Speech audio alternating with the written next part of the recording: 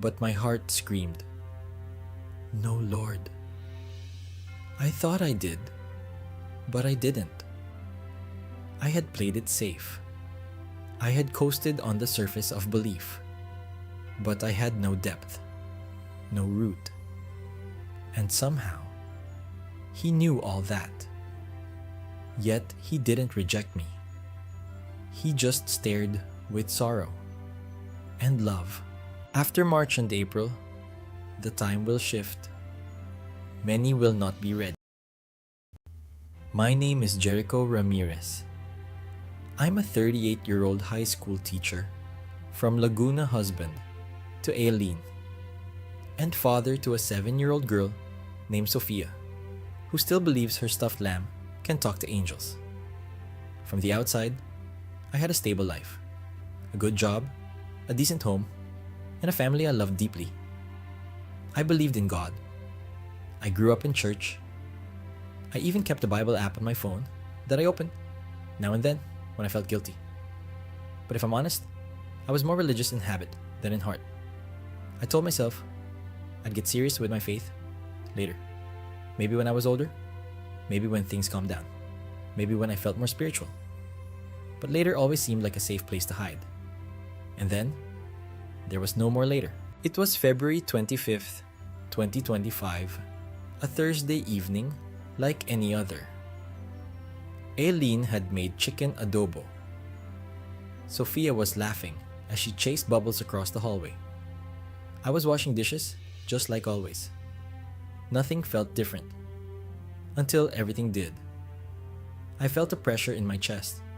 Not pain, just tightness, like something invisible was wrapping around my heart. I paused, tried to take a breath, but the air didn't come. I turned to call for Aileen, but the room spun. My knees gave out. The last thing I remember seeing was Sophia's face, confused, frozen still, holding her little lamb. Then, nothing, just silence. No panic, no pain, just everything fading. Later, the doctors would tell Aileen that my heart had stopped for nearly 7 minutes. No pulse, no oxygen, no response. They said I shouldn't have come back, but I did. And what I saw during those 7 minutes changed everything. Because in that space between life and death, I didn't find darkness. I didn't find emptiness. I found something else. I found clarity. I found truth. And above all, I found Him. I didn't feel pain when I collapsed. I didn't hear screams or sirens or the sound of my body hitting the floor. There was no flash of light, no tunnel, just silence. The kind of silence that wraps around you, like velvet. The kind of stillness that feels almost alive. I remember thinking, is this it? Then I saw myself, my body, lying on the cold kitchen tiles, my arms twisted awkwardly, my face pale, my chest motionless. And that's when it hit me. I was no longer in it. I was hovering, above, outside, watching, detached, and yet more present than I had ever been. Time didn't feel linear. The moment stretched, wrapped around itself. Everything was hyper-real, sharper, deeper. I could see the panic on Aileen's face. She was on her knees shouting my name, pounding my chest. Her cries were ragged, desperate. She wasn't just calling for a husband. She was calling for the man who had promised he'd always be there. And Sophia, my daughter. She stood by the doorframe frozen. Her little hands clutched her stuffed lamb to her chest like a lifeline. Her eyes were wide, glassy, unblinking. She didn't understand what was happening, but something in her little heart knew. Something had broken. And I floating bodiless, breathless, I felt no fear, no sorrow, no weight. I didn't feel the terror you might expect from watching your own death. Instead, I felt peace, a strange holy peace, like I had stepped out of noise and into truth, like the chaos of earth had faded and eternity had begun to whisper. I tried to speak, to move, to reach for them. But there was no voice, no arms, no lungs. Yet I was more alive than I had ever felt. Everything was weightless, but nothing was meaningless. I felt a pull. Not like gravity, more like invitation.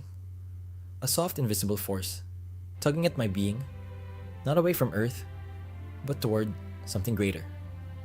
Toward someone.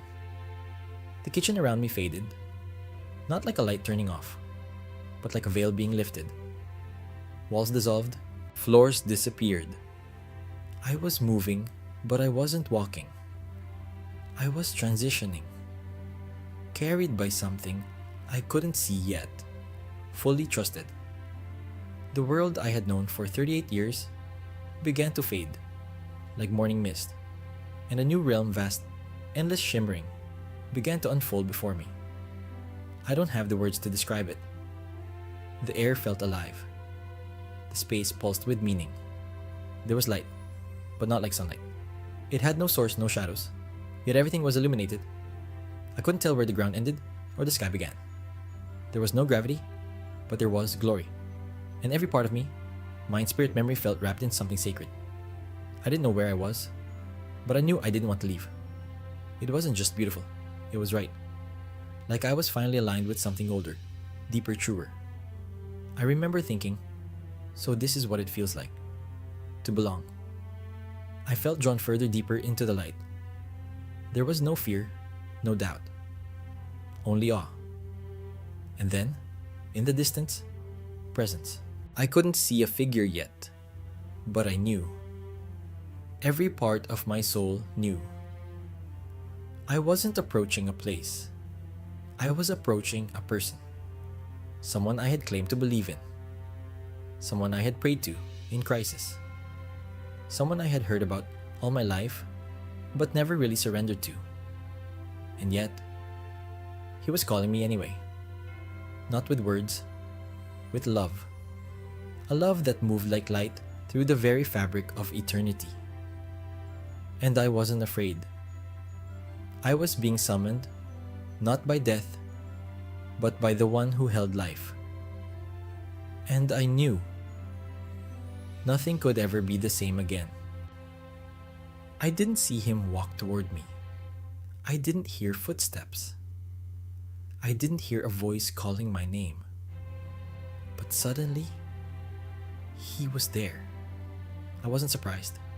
My soul recognized him before my thoughts could catch up. I didn't need an introduction. I didn't need a name tag. This was Jesus. Not the Jesus from paintings, not the Jesus from stories, but the real one, the living, eternal, holy one. The atmosphere shifted the moment he appeared. It wasn't just light. It was weight, glory. I couldn't stand. Not out of fear, but out of reverence. My knees gave way before I even realized it, and I collapsed not from shame, but from awe. Every part of me wanted to bow. Every memory, every regret, every unspoken cry inside me fell silent. Because nothing mattered anymore. Nothing but him. His eyes met mine. They weren't angry. They weren't soft. They were eternal. Like oceans holding stars. And in that gaze, I felt both exposed and embraced. He saw everything. My laziness, my apathy, my delays, my hidden pride, my shallow faith. And yet, he didn't look away. He didn't flinch. He looked at me as if he'd waited for this moment, with longing. I expected a rebuke.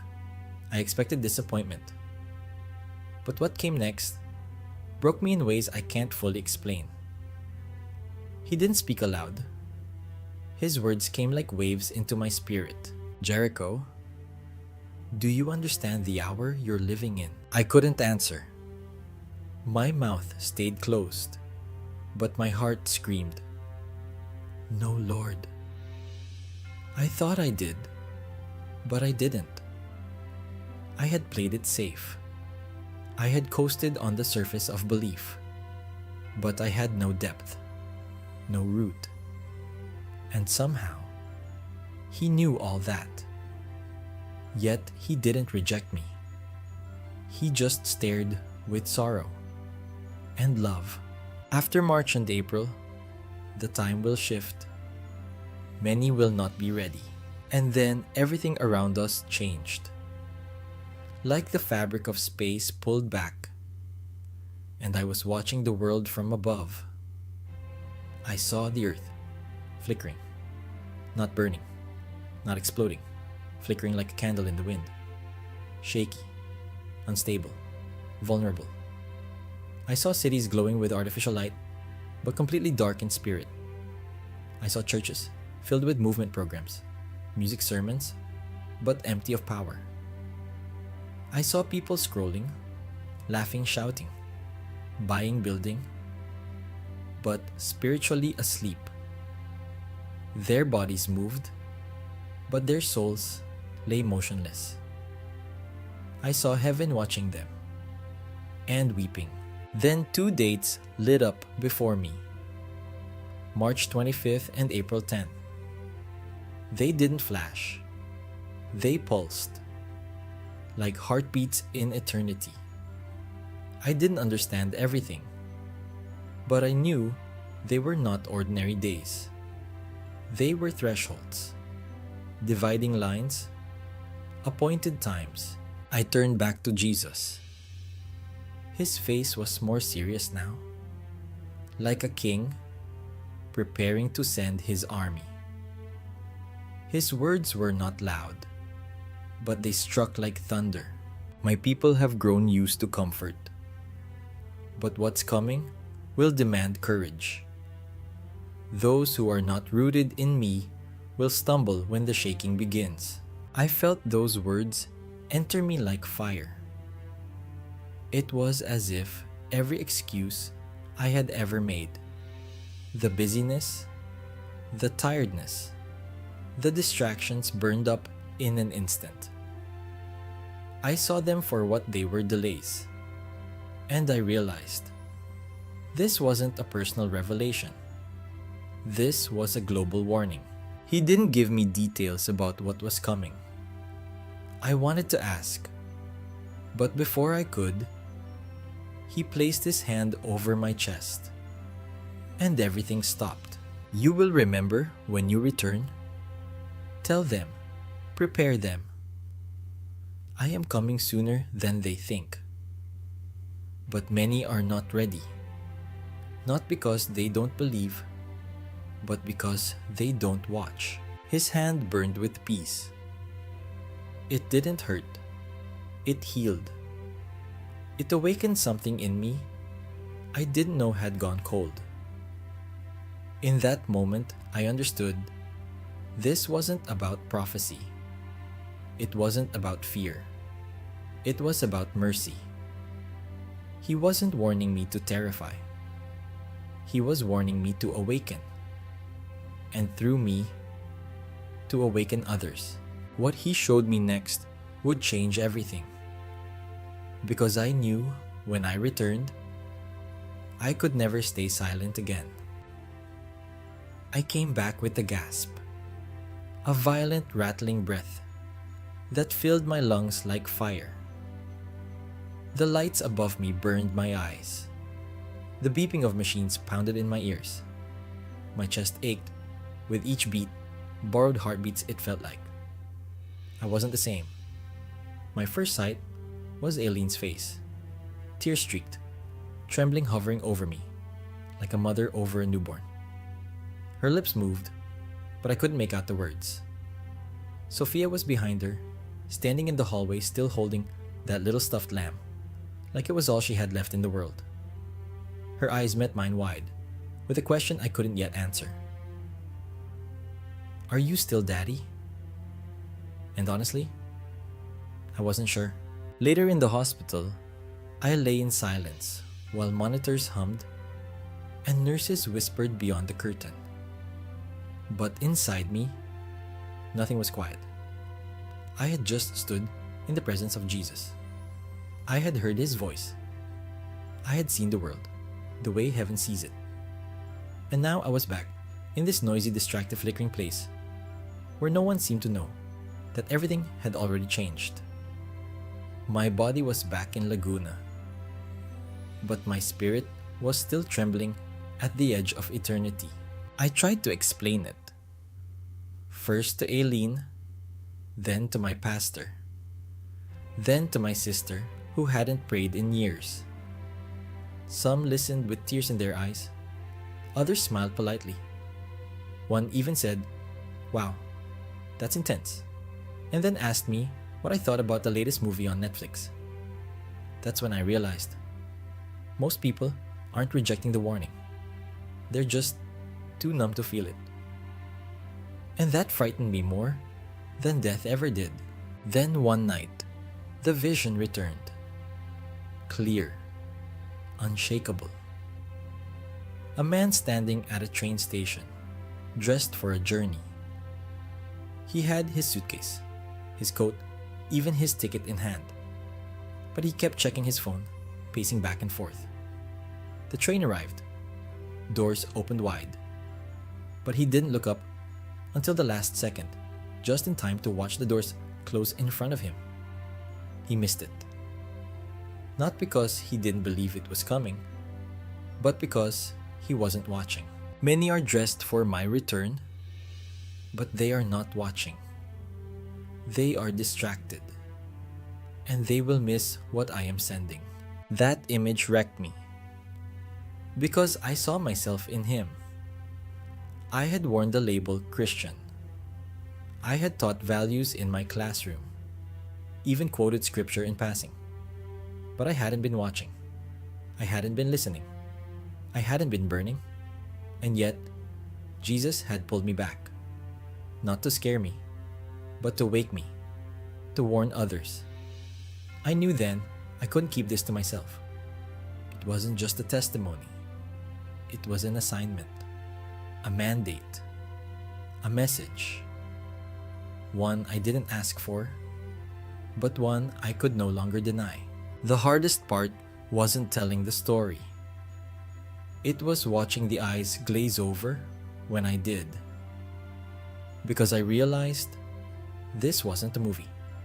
It wasn't entertainment. This was a call. And most people were too busy to hear it. But some did. A few messaged me. A student I hadn't seen in years sent a voice note at 3 a.m. saying, "Sir, I don't know why, but something's wrong. Something's shifting." And I wept. Because that's how it starts. Not with crowds, not with applause, but with one heart, trembling awake in the middle of the night. And if even one wakes up, it's worth it. The days after March 25th didn't come with explosions or headlines.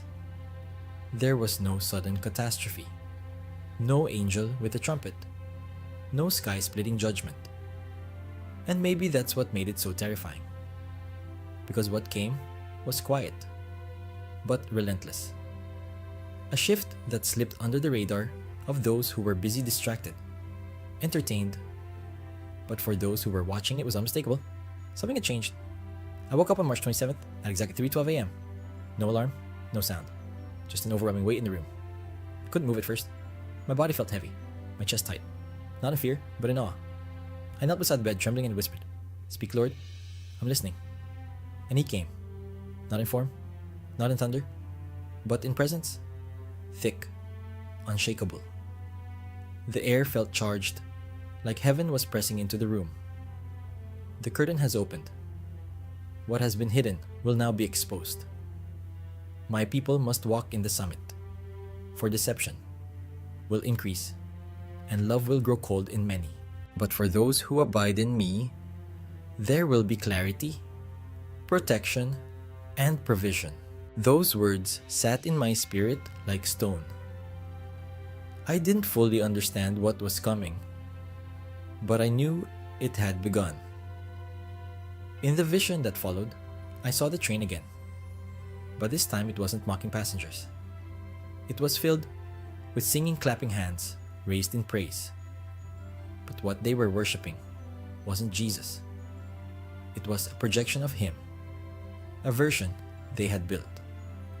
A Jesus who never asked them to change, who never confronted sin, who never called them to die daily. Many are worshiping me in name, but not in spirit. They have traded the truth for a version shaped by comfort. That is why they will not recognize me when I come. And then reality began to reflect the vision. The markets started to swing wildly. Financial glitches, they called them. One day, everything surged, crypto stocks, even real estate. The next day, everything froze. People panicked. Major banks in Europe began holding withdrawals for technical maintenance. In Manila, 2 large banks went offline for nearly 24 hours. No ATMs, no online access. Supermarkets saw sudden price hikes. Governments issued bland statements. News anchors looked confused. No one could pinpoint the cause. Meanwhile, transportation systems glitched. Train delays, power outages, isolated internet blackouts. They blamed sunspots, a cyber attack. But deep in my spirit, I knew it was the shaking. And then came the weather. Heat waves in the wrong months. Hailstorms in tropical areas. Forest fires igniting in places known for rain. Rivers drying where they'd never dried. I stood in my backyard one evening, and the wind felt wrong. Like it was carrying something invisible, something eternal. But while the world scrambled, something else began to unfold, something even more shocking. Messages began pouring into my inbox. People I didn't know. Strangers who had watched my testimony. Believers in Ilocos, Bohol, Mindoro, even as far as Chicago and Johannesburg. Their stories all sounded different, but the feeling was the same. Jericho. I can't explain it. Everything around me is falling apart, but I feel peace. I was just laid off, but someone paid my rent anonymously. I opened my Bible for the first time in years, and I felt like Jesus was sitting beside me. I've been waking up at 3:33 a.m. for weeks, and all I want to do is pray. These weren't coincidences. It was a divine pattern. While the world grew unstable, the hidden ones were being covered. I began to see it clearly. God was protecting not the loudest, but the lowest. Not the performers, but the surrendered. And then came another vision. I saw angels again. But this time, they weren't holding swords. They carried measuring rods. They weren't flying over churches or crusades.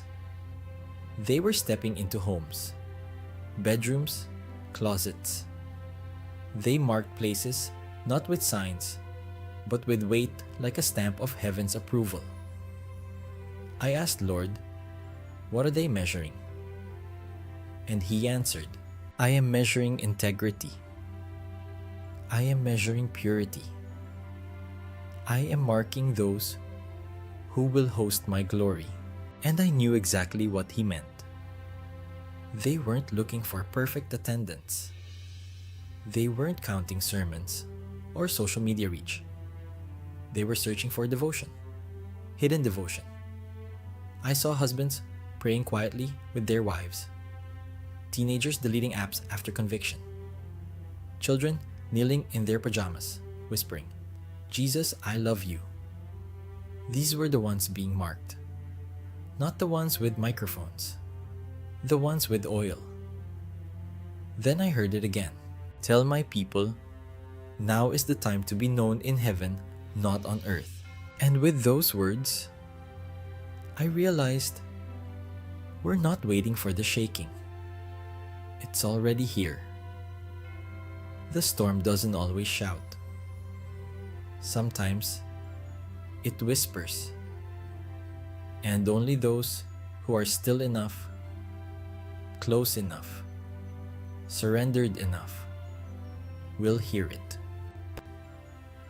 It was April 30th, when I knew something irreversible had begun. Not in politics, not in headlines, but in the spirit. I woke up before dawn again, like all the nights before, without an alarm. Just that pull, that still undeniable whisper from heaven that said, Get up. Watch. Listen. I knelt beside my bed, hands trembling not from fear, but from awe. That morning was different. I didn't see a vision. I didn't hear angels. But I felt him so near, so heavy, like the air in the room had changed density. And then he spoke. The time of sifting has begun. He didn't say it with fire or thunder. He said it like a father with tears in his voice. I knew what it meant. This wasn't punishment. This wasn't wrath.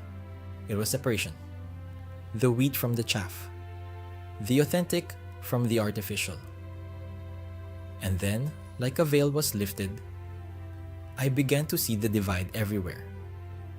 Churches big and small, some glowing with radiant light, filled with hunger, humility, and brokenness. Others dim and cold, going through motions, singing lyrics they no longer believed, preaching messages that avoided truth. I saw pastors. Some stood with tongues like swords, cutting through deception, with fire and conviction. Others whispered empty words to please crowds that were already asleep. Congregations looked the same on the outside, but some burned, and others blinked like dying embers. Then I saw people, individuals, sitting in pews, walking down streets, attending Bible studies. Some carried a glow, a soft and wavering flame of intimacy. Others were asleep with their eyes wide open. And then I saw the angels again. This time, they weren't measuring. They were gathering, marking, moving from house to house, not with oil or ink, but with something spiritual. A seal. Not on the door, but on the heart. A seal of surrender. A mark of obedience. A covering for those who had not bowed to fear, convenience, or culture. This is not a season of popularity. This is a season of purity. Then he showed me two kinds of people. The first were those who had listened, who had fasted, prayed, repented, and returned to the secret place. They weren't famous. Most had no platform, but they had lamps. And those lamps were full. I saw them walking through darkness, but they weren't afraid. Their feet were steady. Their eyes were clear. They weren't shouting. They weren't seeking attention. They were simply glowing. Their presence turned heads, not because they were loud, but because they carried something eternal. Then I saw the others, the ones who had heard the warnings, but dismissed them, the ones who once burned bright, but chose comfort over consecration. Now they were confused, anxious, panicked, scrambling to rekindle the fire that had long gone out. They tried to borrow oil, but there was none to give. They had traded it for applause, distraction, and spiritual delay. They had time. They had warnings. But they loved their sleep more than my presence. Then I saw time, like a scroll unraveling. Not in days or hours, but in moments. Windows. Choices. I realized something terrifying. What comes next will not wait. It will move fast, like birth pangs, like floodwaters. The church will either rise in power or drown in compromise. There will be no neutral ground, no middle seat, no second train. And I asked him, Lord, what should I do now? What do I tell them? His reply came with fire and tenderness all at once. Jesus speaks. Call them back to the secret place. Call them to fast, not just from food, but from distraction. Tell them to sanctify their homes, not just their pulpits, to purify their hearts, to weep between the porch and the altar. I am not coming for a polished bride. I am coming for a surrendered one. I stayed in that moment shaking, because I knew what he said wasn't just truth. It was urgency. This wasn't about religion. It was about readiness. Not about doing more, but about being near. Later that day, I turned off my phone and stepped outside. The sky was blue. The street was quiet. Dogs barked. Motorcycles passed. The world spun on like nothing had changed. But I knew it had. I knew something in the heavens had shifted forever. I walked into my backyard and stared at the guava tree.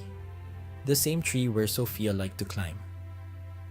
And all I could think was, will she be ready?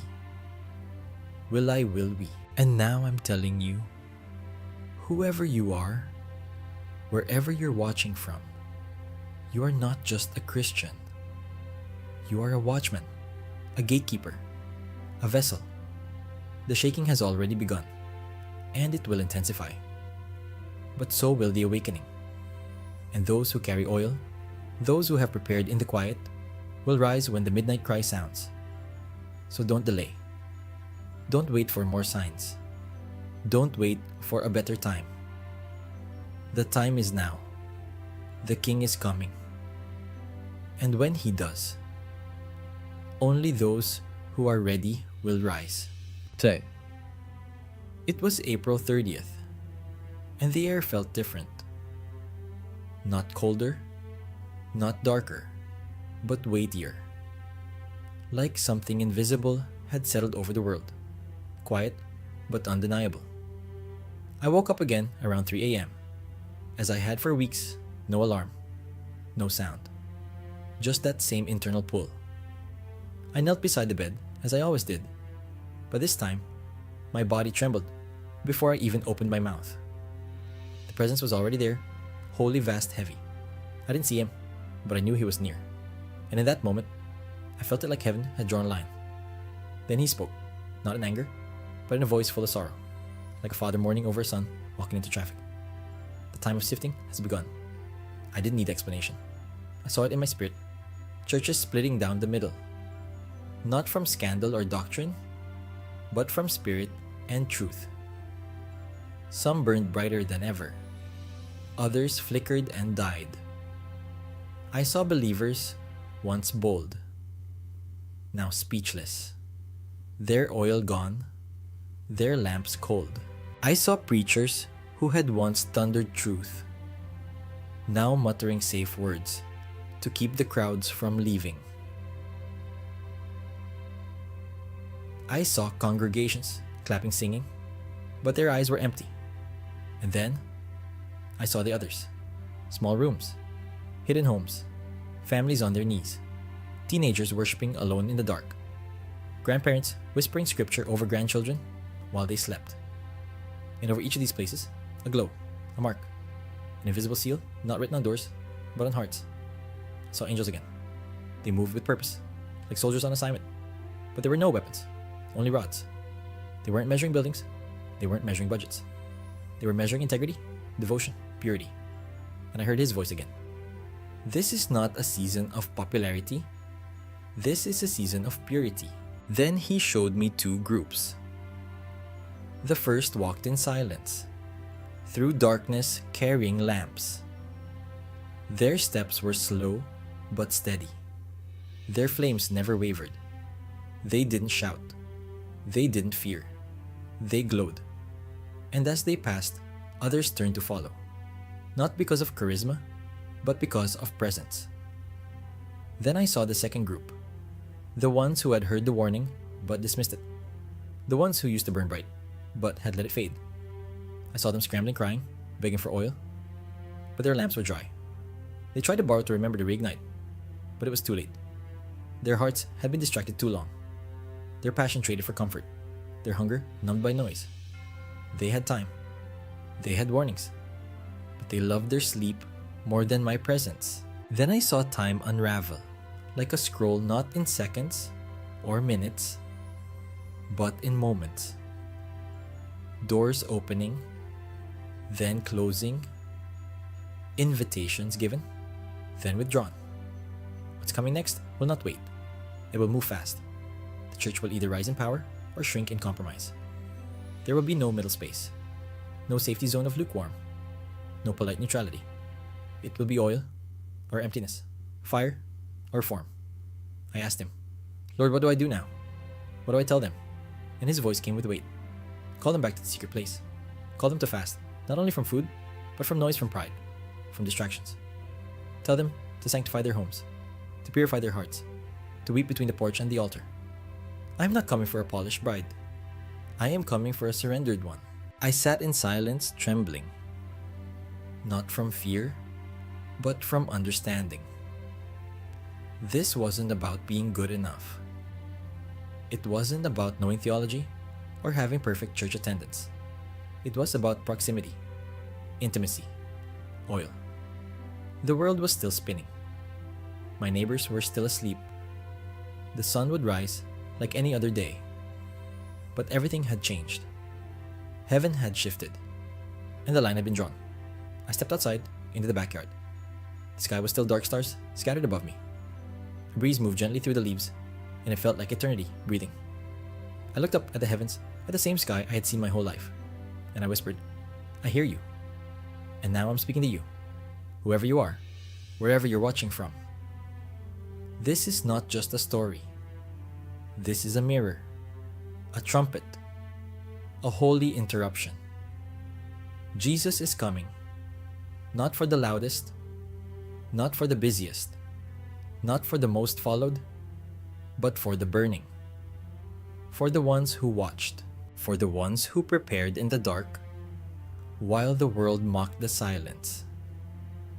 This is your moment, not to fear, not to perform, but to return to the secret place, to the feet of the one who still calls you by name. And when that cry rings out at midnight, and it will only those who are ready will rise." It was April 30th, and the air felt different. Not colder, not darker, but weightier. Like something invisible had settled over the world, quiet but undeniable. I woke up again around 3 a.m., as I had for weeks. No alarm, no sound, just that same internal pull. I knelt beside the bed as I always did, but this time, my body trembled before I even opened my mouth. The presence was already there, wholly vast heavy.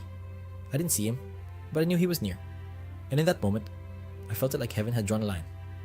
Then he spoke, not in anger, but in a voice full of sorrow, like a father mourning over a son walking into traffic. The time of sifting has begun. I didn't need explanation. I saw it in my spirit.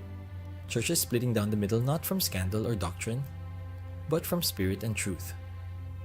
Some burned brighter than ever. Others flickered and died. I saw believers once bold, now speechless, their oil gone, their lamps cold. I saw preachers who had once thundered truth, now muttering safe words to keep the crowds from leaving. I saw congregations clapping, singing, but their eyes were empty. And then, I saw the others. Small rooms, hidden homes, families on their knees, teenagers worshiping alone in the dark, grandparents whispering scripture over grandchildren while they slept. And over each of these places, a glow, a mark, an invisible seal, not written on doors, but on hearts. I saw angels again. They moved with purpose, like soldiers on assignment. But there were no weapons, only rods. They weren't measuring buildings. They weren't measuring budgets. They were measuring integrity, devotion, purity. And I heard his voice again. This is not a season of popularity. This is a season of purity. Then he showed me two groups. The first walked in silence, through darkness carrying lamps. Their steps were slow but steady. Their flames never wavered. They didn't shout. They didn't fear. They glowed. And as they passed, others turned to follow not because of charisma, but because of presence. Then I saw the second group.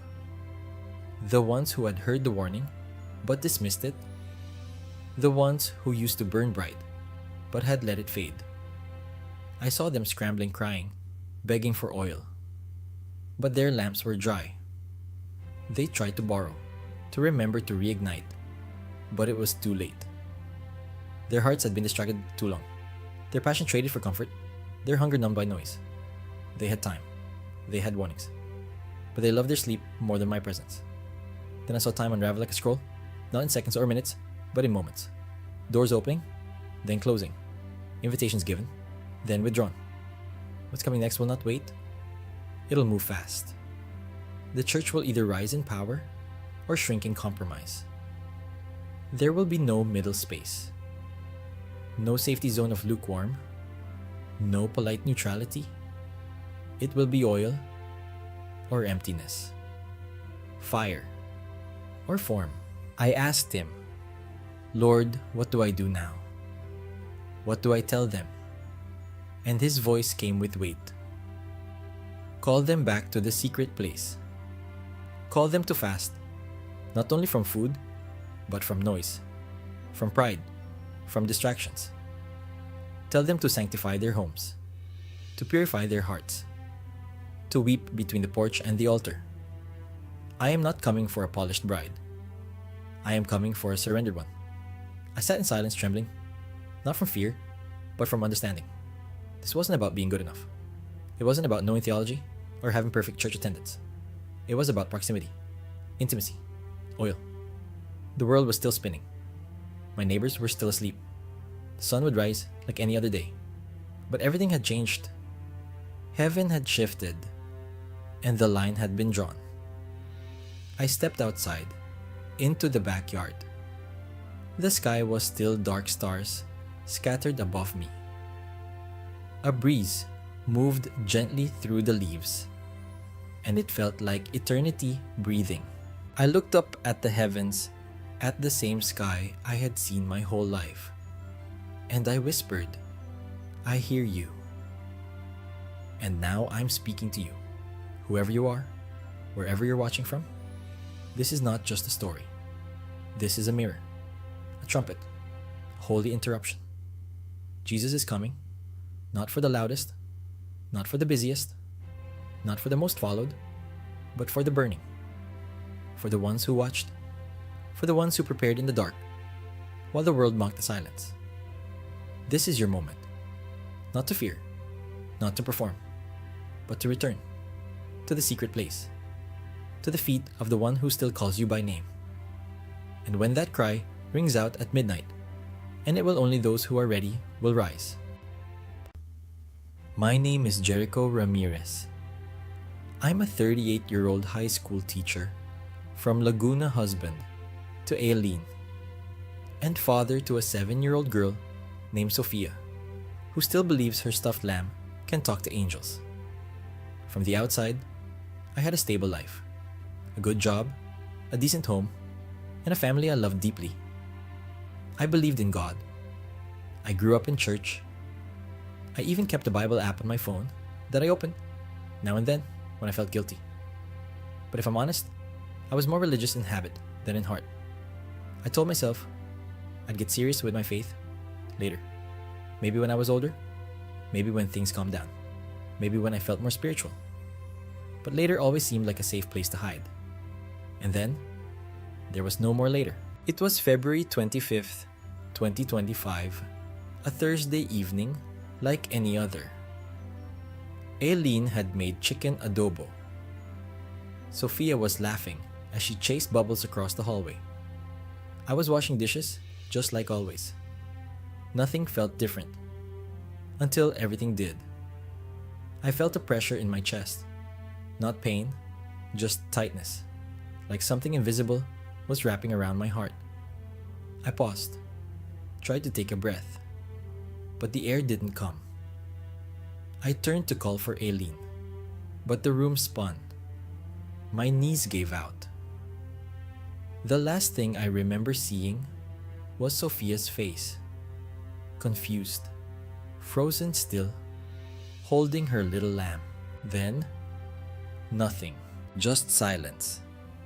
No panic, no pain, just everything fading. Later, the doctors would tell Aileen that my heart had stopped for nearly 7 minutes. No pulse, no oxygen, no response. They said I shouldn't have come back, but I did. And what I saw during those 7 minutes changed everything. Because in that space between life and death, I didn't find darkness. I didn't find emptiness. I found something else. I found clarity. I found truth. And above all, I found him. I didn't feel pain when I collapsed. I didn't hear screams or sirens, or the sound of my body hitting. My name is Elias Mendoza. I am 51 years old, a husband, a father of two, and a pastor in Bacolod City, Philippines. For over 2 decades, I've led a small, humble congregation, tucked between sugarcane fields and quiet roads. My church isn't famous, our building isn't modern, and our live stream rarely gets more than 20 views, but to me it has always been holy ground. I've baptized young men who once wanted to run away from their homes. I've buried elders who whispered their final amens with peace. I've prayed with broken wives, hungry children, and angry husbands, and every Sunday I preached as if the Lord might come that day. But if I'm honest, deep down, I never truly expected him to. Most people see me as stable, grounded. I'm the man who knows scripture, who visits the sick at night, who brings rice when families lose jobs. But behind that steadiness, I was beginning to feel something was missing. Not in my faith, no, but in my sense of urgency. I believed in the second coming, yes, but it always felt distant, safe. The kind of warning you share out of obligation, not conviction. My wife Clarita would sometimes ask, "Do you really think we're in the end?" Times, Eli, I would smile, sip my coffee and say, "Only God knows." But I didn't search. I didn't pray with fire. Not until that day in May. It was a Sunday like any other. I woke up before sunrise to polish my sermon titled "The Peace That Surpasses Understanding." My daughter, Abigail, had made me some Salabat tea. My son Nathan helped load the sound system into the church van. The worship team was already practicing when I arrived. Everything was normal, too normal. We prayed, we sang. I preached from Philippians. We ended with a chorus of "Here I Am, Lord." And I remember looking out over the pews, smiling at the faithful faces I had seen for years, but feeling this strange, unshakable sense of heaviness, as if something unseen was watching, waiting. After service, I visited Brother Manuel, one of our oldest members, who had been confined in Riverside Medical. He had recently survived a stroke and was still too weak to talk. I brought him warm soup, read him Psalm 121, and held his hand in prayer. On the drive home, the sun was sharp and golden. The jeepneys honked in the distance. I remember singing an old Tagalog hymn, "Di ko kayang buhayin." My heart was at peace, or so I thought, until everything shattered. I was approaching a blind curve near La Carlota Road. I didn't see it coming. A delivery truck, its brakes screaming like a wounded animal, swerved out of control and headed straight for my windshield. I had no time to react, no time to call out. All I remember was a deafening crash, metal folding like paper glass, exploding in every direction. Then, silence. A silence that felt not like death, but like stepping through a curtain. There was no pain, no more noise, just weightlessness, just stillness, just light. I opened my eyes, or maybe my soul did. I saw my body slumped over the steering wheel. Blood, smoke, people screaming in the distance, sirens. And I was above it all, hovering, watching, detached, but still very much myself. I tried to speak. I couldn't. I tried to cry. Nothing came. Yet what overwhelmed me wasn't fear. It was peace. Pure, clean peace. A kind I had never known, not even in worship, not even in prayer. I remember thinking, "Am I dead?" And then a voice, not spoken but impressed upon my soul, answered, "You are not lost." In that moment, I knew something sacred was happening. I was being taken, not in judgment, but in purpose. All the sermons I had preached, the prayers I had offered, the scriptures I had quoted, none of it could prepare me for what came next. Because I was about to meet the one I had preached for, but never truly expected to see so soon. Time didn't move the way it used to. I wasn't sure if seconds had passed or centuries. I hovered above the wreckage, watching paramedics race towards my shattered vehicle. They yelled my name, but they didn't know it. "Sir, can you hear us?" I wanted to tell them. I could hear everything. I just wasn't there. My body was broken and bleeding, yes, but the real me was more alive than I had ever felt. I was weightless but not empty, whole but not physical. My senses were sharper than ever. I could smell the burnt rubber, feel the heat of the sun, and even sense the thoughts and emotions of those around me. Panic, grief, confusion. Yet through all of that chaos, I felt only one thing: stillness. Deep, soul deep stillness. Then the stillness became light. It didn't come from the sky. It came from everywhere beneath me, above me, inside me.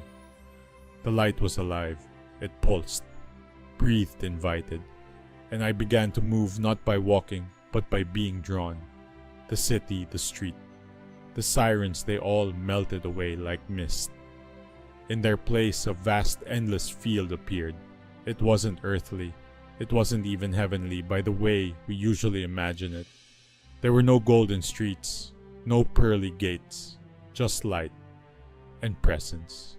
Not a blinding light, but a warm, living glow that wrapped around my soul like a father's embrace. Then I knew I wasn't just in any place. I was in the presence of God. And suddenly, He was there, not as a vision, not as an idea, but as a person. Alive, present, glorious. Jesus. He didn't need to announce Himself. My spirit knew, like the way a child knows his mother's voice, even in the womb. He stood about 30 feet away at first, clothed in radiant light that seemed to move with Him. His eyes, oh His eyes. They weren't just looking at me, they were reading me, every thought, every failure, every doubt I had ever buried beneath sermons and prayers. But instead of fear, I felt only love. Pure, piercing love. I wanted to fall flat on my face, to bury my shame in the ground beneath me, but my spirit had no knees to bend. Still He walked towards me step by step like a king, approaching a servant, and a friend approaching someone he had missed for far too long. Then He stopped just an arm's length away, and He spoke. Elias, my beloved servant, you've known my words, but now you will know my heart. I couldn't breathe, not because I was afraid, but because something in His voice felt like a song I had been trying to remember my entire life. He looked into me through me. There was nowhere to hide, yet I didn't want to. Everything in me wanted to be known, to be exposed, to be healed. I tried to speak, but no words came. I tried to cry, but no tears formed. I just stood there, utterly seen and utterly loved. You have preached about the end, but never truly believed it would come in your lifetime. You warned others, but your soul stayed asleep. Elias, I have brought you here not to punish you, but to awaken you. For the days are evil, and the time is near. His words didn't fall on ears. They entered straight into my spirit like thunder and honey combined. I felt the weight of them like heavy scrolls being unrolled inside my chest. I have chosen you to see what others refuse to see, and to speak what others are afraid to say. You must go back. You must tell them, not just that I am coming, but that the world is already preparing for the one who will try to come in my place. My soul trembled. I didn't understand what He meant, not fully, but I would, soon. He stretched out His hand, and when it touched my shoulder, I felt as if lightning and warmth had fused into a single touch. All of my memories, all of my regrets, all of my hidden fears. He absorbed them, not with a judgment, but with healing. Suddenly, a scene opened around us like a living window. I saw nations, cities, families, some weeping, some deceived. I saw war rising like smoke from the ground. I saw leaders shaking hands with blood still on their palms. I saw churches, some burning with true fire, others flickering like dying candles. And above it all, I saw a great deception, moving like a fog. There will come one who promises peace, but his peace is poison. He will speak of unity, but sow division. He will smile, but hide a serpent beneath his tongue. You must tell them, not to fear, but to watch, to pray, to prepare their lamps. I felt as if my spirit was being stretched to its limit.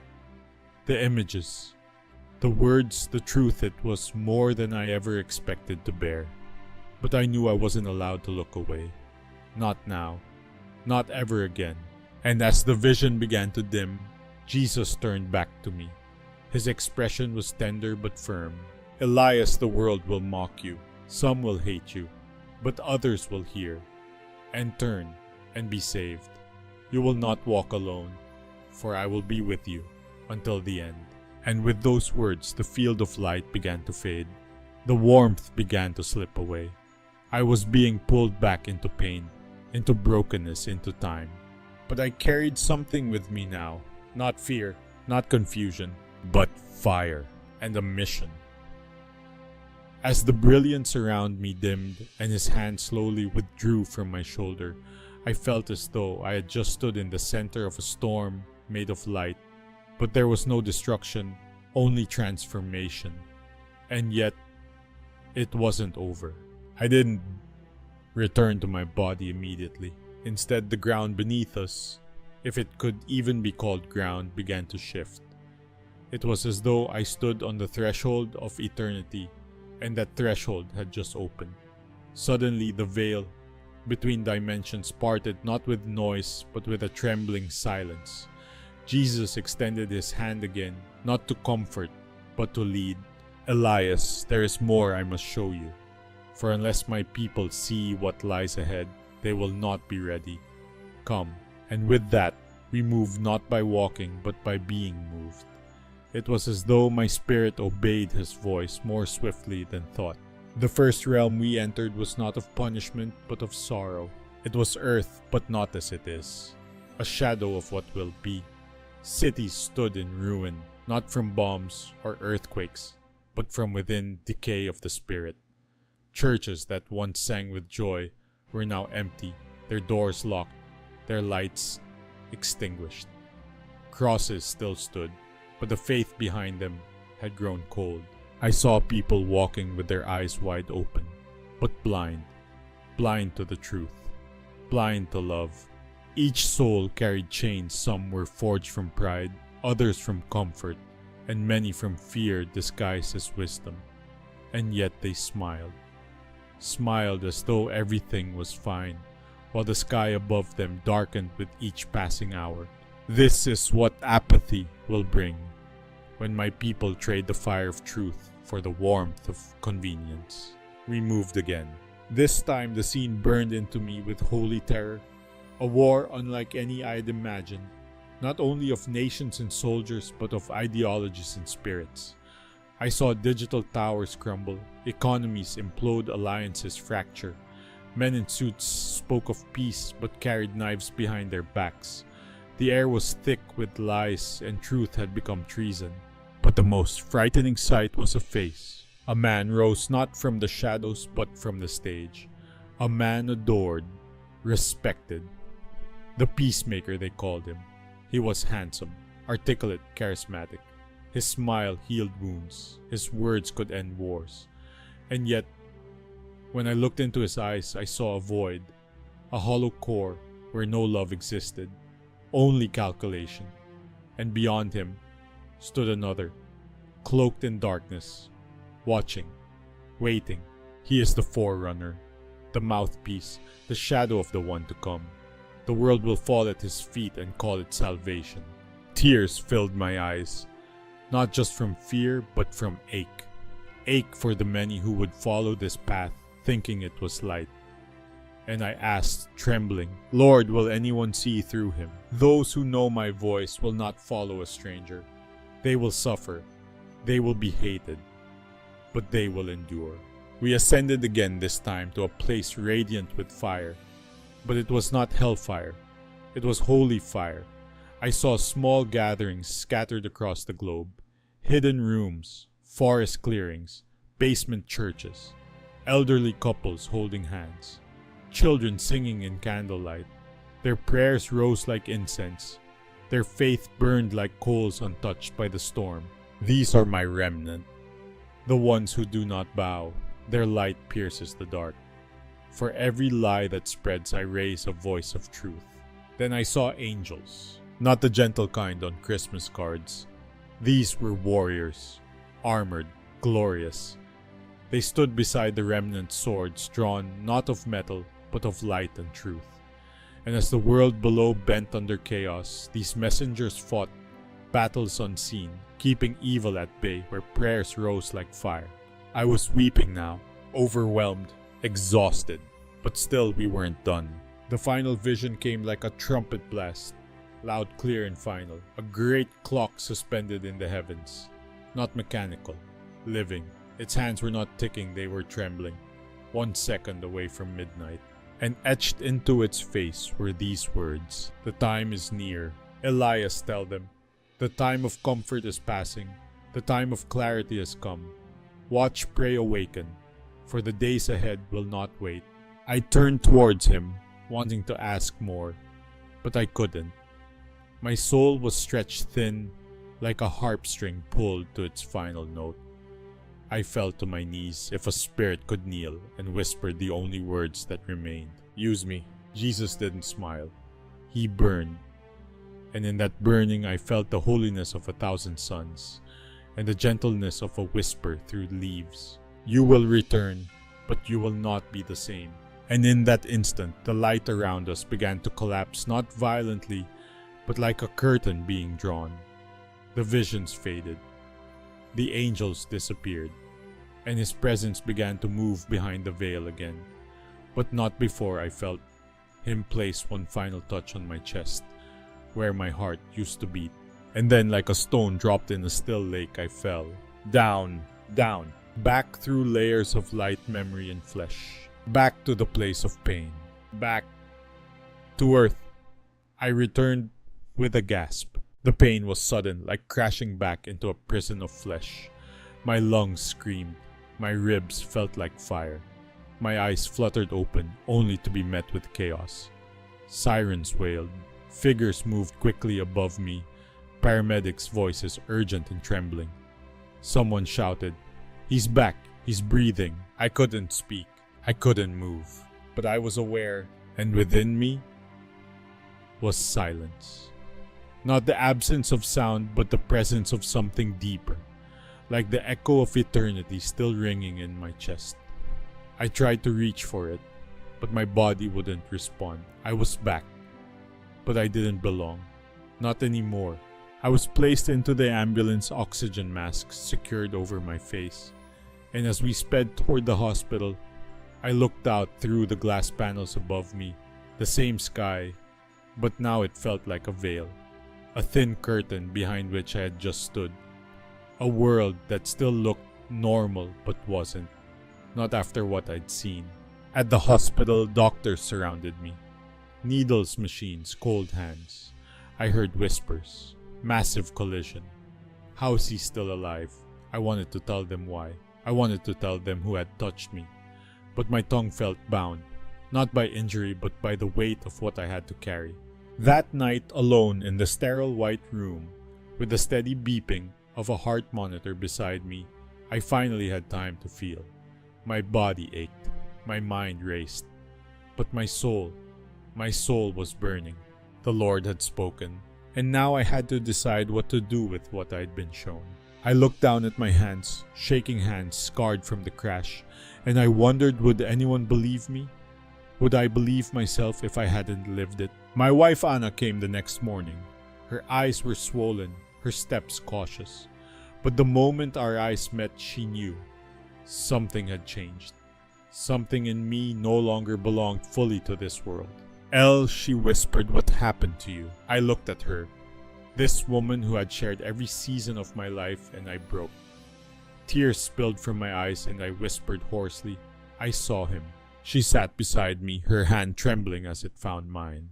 "Jesus?" she asked, already knowing. I nodded. But how could I begin to explain? How could I pour the thunder and the flame and the love and the terror into mere syllables I didn't even know where to start? So I spoke slowly, gently. I told her of the crash, the moment I left my body, the light, the voice, the warnings, the man of peace who was not peace. the heavenly clock ticking toward something unthinkable. Anna didn't interrupt. She simply listened, her eyes wide, her face pale. When I finally stopped, her only words were, "You have to tell them." Tell them. The words felt like fire. I knew I had to. I also knew it would cost me. That Sunday, I returned to my pulpit. The church was full. Word of the accident had spread through our small town like wildfire. People came out of sympathy, curiosity, or concern. Some just wanted to see if their pastor had truly lost his mind. I stood behind the wooden lectern, my Bible open, my hands trembling. I looked out at the sea of familiar faces, some smiling, some cautious, some skeptical, and I knew this was not going to be a normal sermon. I cleared my throat, prayed silently, and then said, "I need to tell you something that will change the way you see me, and maybe the way you see the world." I told them everything, not polished, not poetic, but honest, raw, real. I told them about leaving my body, about Jesus, about the war to come, about the counterfeit prince who would seduce the nations, about the faithful remnant and the burning lights in the darkness. There was silence, not the kind of silence that waits politely for a sermon to end, a heavy silence. Some faces paled, some frowned. A few nodded slowly. Others looked down as if unsure whether to believe or to bolt. After the service, people approached me one by one, some with tears, some with warnings. A deacon pulled me aside and whispered, "Pastor, be careful. Not everyone's ready to hear this kind of talk." But the fire in my chest wouldn't go out. Back home, Anna and I sat in the quiet. Our children asked questions. My phone buzzed with messages, some encouraging, some mocking. Old friends called me a fanatic. Others stopped answering my texts. I had returned to their world, but not to comfort, not to ease. I had returned to speak. That night, I stood alone in our backyard, the cool wind brushing against my hospital scars. Above me, the stars shimmered with ancient light, and I whispered, "Lord, they don't believe me. Some think I'm broken. Some think I'm lying. I don't know if I can do this. They mock me too. But the truth is not weighed by popular opinion. Keep going. Speak what you saw. I am with you." His words were not loud, but they were stronger than thunder. I took a deep breath. The night air felt different now. Not empty, but charged, like a battlefield before dawn. And in my chest, the flame still burned. The days that followed felt like walking through fire, not because of my injuries, those were healing, but because of the war inside. The weight of the message burned in my bones, and yet so many around me didn't want to hear it. My sermons were no longer comfortable. They were warnings, alarms, trumpets in the night. I could feel the shift in my congregation. Some leaned in desperate for truth. Others pulled back disturbed by what they could not understand. The first week back, I preached on vigilance. The second on deception.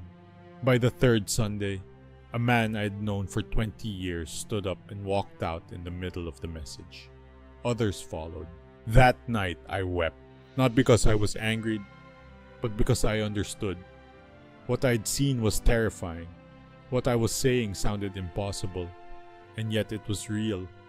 More real than anything I had ever preached before. The Lord had not given me this vision for applause. He had given it for warning. At 3 a.m., I found myself sitting alone in the church sanctuary. The stained glass windows glowed faintly under the moonlight. I whispered into the silence, "Lord, why me? I'm not a prophet. I'm not strong. I'm just a man with a Bible and a heart that breaks too easily. Because you are willing, and the willing are more powerful than the proud. You do not speak from ego, but from obedience. That is why I chose you."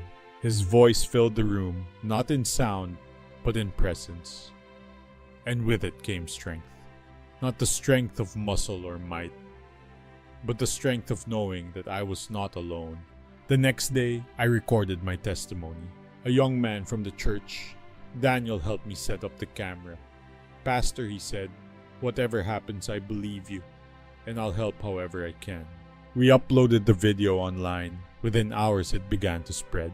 First a few hundred views, then thousands. Comments poured in. Some were desperate. I had the same dream. I thought I was going crazy. Others were cruel. This man is delusional. Fear-mongering at its worst. But among the noise, there were also voices. Awakening. I received emails from pastors in Brazil, teachers in Canada, mothers in the Philippines, truck drivers from South Africa. They wrote, "We are seeing the signs too. This confirms what God has shown me. Tell us more. We want to prepare." Something was stirring. But so was the opposition. Leaders from my own denomination began to distance themselves. One called me privately, voice heavy with concern. "Elijah," he said, "your message is dangerous. You're scaring people. Are you sure this wasn't just trauma hallucination?" I paused. Then I said gently, "Brother, if you had stood before the eyes of Jesus and seen what I saw, you would understand. It wasn't meant to be safe." Soon invitations came. Churches, podcasts, conferences. They wanted to hear my story. But I made a decision. I would not turn this into a tour. This was not for fame. Each time I stepped up to speak, I prayed, "Lord, let them see only you." And something strange began to happen. As I spoke, people would weep. Hardened hearts softened. Old wounds reopened and began to heal. I saw grown men fall to their knees. I saw teenagers trembling in conviction. Not because of me, but because of the one who had sent me. Still, the cost grew higher. I lost friends. Longtime members left the church. I received anonymous threats, emails telling me to shut up before I spread panic and insanity. My wife, God bless her, stood firm beside me. "Let them call us mad," she said. "I would rather be mocked for truth than praised for silence." One night, I dreamed again. In the dream, I stood before a massive wall of darkness. Behind me were thousands of flickering lights. People with candles, some strong, some barely burning. A voice whispered, "Speak, and the flames will rise." When I woke, I knew my mission was not to convert the world. It was to awaken those with ears to hear, to find the remnant, to warn the watchmen. So I began small gatherings in homes. Just 10-20 people. We studied prophecy. We prayed deep into the night. We fasted. We asked God to make us ready, not just physically, but spiritually. And there, in those living rooms and basements, I saw revival begin. It wasn't loud, it wasn't flashy, but it was real. One evening, an old farmer named Ben came up to me with tears in his eyes. "Preacher," he said, "I ain't prayed like this in 30 years. But now, I feel the fire again." That's when I knew the message was doing what it was meant to do. Not entertain, not terrify, but awaken. The darkness is growing, but so is the hunger for light. Feed them with truth, Elijah. Even if your voice trembles, even if you are rejected, I am with you. And so I kept speaking, even when it cost me, even when the crowds shrank, even when the world mocked, because the clock was still ticking, and I had seen what comes when it strikes the appointed hour. I woke up to the blinding lights of the emergency room. Blurred faces hovered above me, beeping monitors, the sterile smell of antiseptic. Someone shouted, "He's conscious." But for a few seconds I couldn't speak. My throat was raw, my chest ached. I blinked, trying to make sense of where I was and where I had just come from. Was it a dream? No. The weight in my spirit was too real. The memory of his eyes, Jesus' eyes, burned too deeply to be denied. I had stood before him. I had heard the warning. I had seen the war, the deception, the false peace. But now, I was back. Back in a world that moved on without knowing how close it stood to the edge. I was released from the hospital 3 days later. My injuries surprisingly were minor, nothing life-threatening. The doctors called it a miracle. I knew it was. But not for the reason they thought. Back at home, Ellen watched me with quiet intensity. She knew, even before I said a word, that something in me had changed. "Michael, She asked one evening what really happened to you. I hesitated, not because I didn't want to share, but because I didn't know how. How do you describe eternity? How do you put fire into words? But I couldn't hold it in any longer. So I began. I told her about the crash, about the moment my soul left my body, about the light, the presence, the love, the eyes of Jesus, His voice, the vision, the war, the man of peace who wasn't peace, the deception, the remnant. By the time I finished, tears were flowing freely down her face, but not from fear, from understanding, from the kind of reverence that comes when you know you've just heard something holy. I believe you, she whispered. I don't understand it all, but I believe you. That gave me the courage to tell our children. Luke, our son, stared at me in silence. Sarah, our daughter, cried quietly, clutching Ellen's hand. They didn't say much, but I could see it in their eyes. Something had taken root. Still, I knew the real test would come when I spoke to the church. The following Sunday, I stepped into the pulpit with trembling hands. The sanctuary was full. News of my accident had spread. People came expecting a triumphant story of survival. What they heard was something else. I told them everything. Not a word was held back. And as I spoke, the room fell still, like a funeral. Except the dead thing wasn't a person, it was their comfort. Their illusion that the world was safe, that everything would just go on as it always had. Some wept. Others stared blankly. A few shifted in their seats, visibly uncomfortable. But I kept going. Because I had to. Because the Lord had told me, do not be silent. After the service, many came forward to thank me. Others stood in the back whispering. A few left early. By Monday morning, I had emails, some encouraging, some skeptical, a few angry. Then came the meetings. One deacon called me into his office. Pastor, he said cautiously, your experience is powerful, but some feel it's unsettling. Perhaps we should tone it down. Focus more on grace, less on judgment. I looked him in the eyes. Grace is why I speak. Warning is love, and love doesn't stay silent when danger is coming. He didn't respond. That week, a local news outlet called. They'd heard rumors. A pastor in Springfield who claimed to have seen the end. They wanted an interview. I declined. Not because I was afraid, but because I wasn't ready to turn this sacred encounter into public spectacle. Still, the story got out. People started talking. Some mocked. Some came searching. One man emailed me late at night. I thought I was crazy, he wrote. But I had the same dream about the false peacemaker. Now I know I'm not alone. But the criticism grew louder too. A radio host labeled me a doomsday preacher. A blogger accused me of exploiting trauma. Even friends, people I had prayed with, baptized, counseled, began to distance themselves. And yet, the fire never dimmed, because I had seen him. Do not look to their faces, Michael. Look to my face. Speak what you've seen. Let them mock, let them doubt. I was mocked too, but my word does not return void. So I kept speaking at Bible studies, in living rooms, in whispered conversations with seekers too scared to speak aloud. And something started to happen. A few at first, then more. People began to ask questions they hadn't asked in years. What does Scripture say about the end?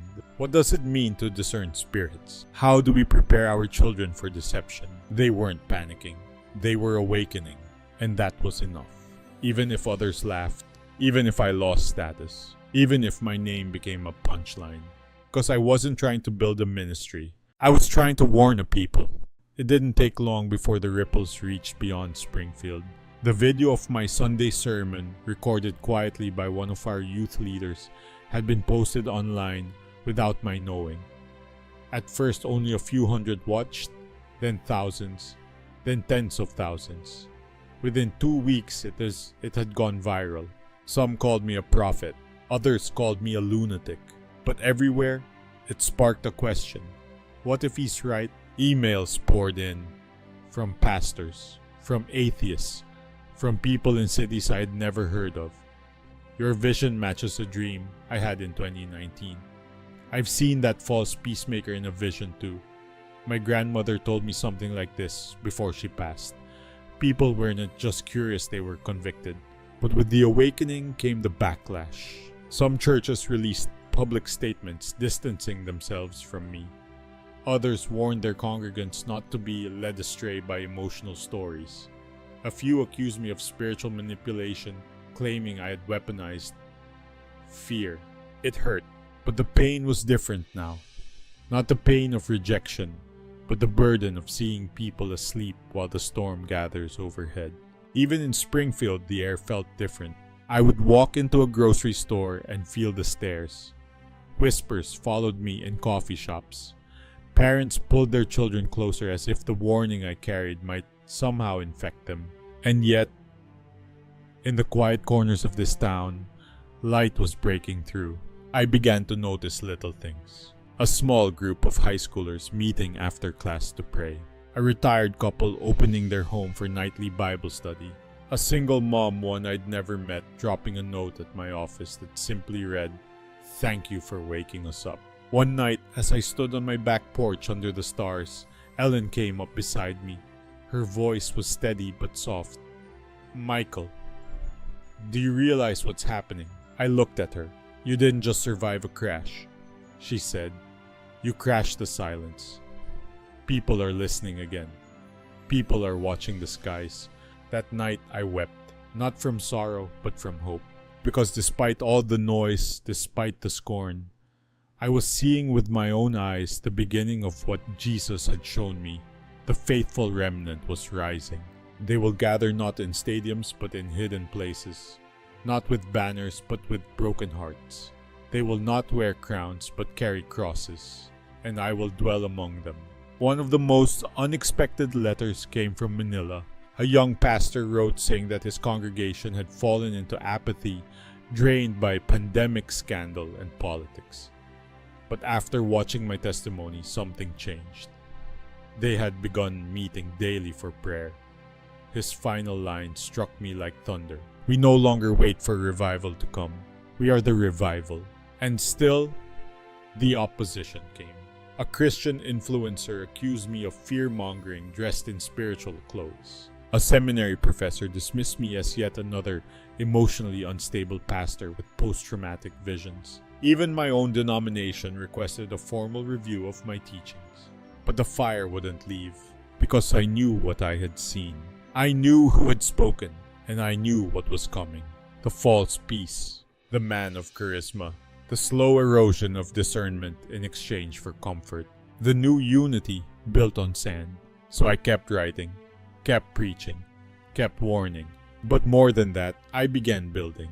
We launched midnight prayer gatherings. No live streams, no lights, just raw worship, repentance, word, watchfulness.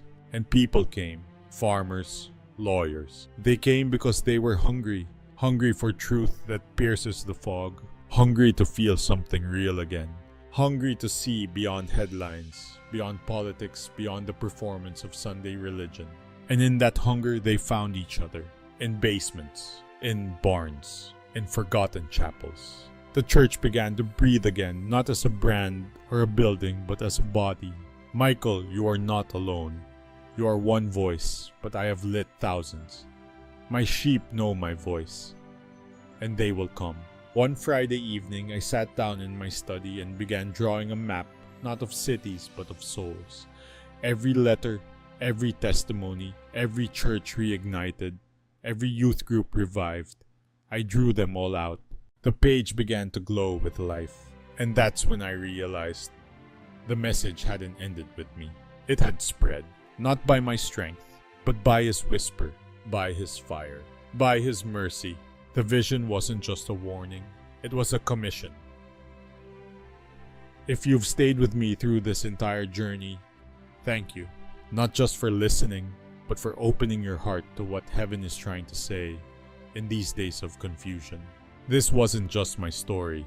This is a wake-up call for all of us. Because whether we're in a small town in Missouri, a busy street in Manila, or a quiet home somewhere in the world, the storm is approaching.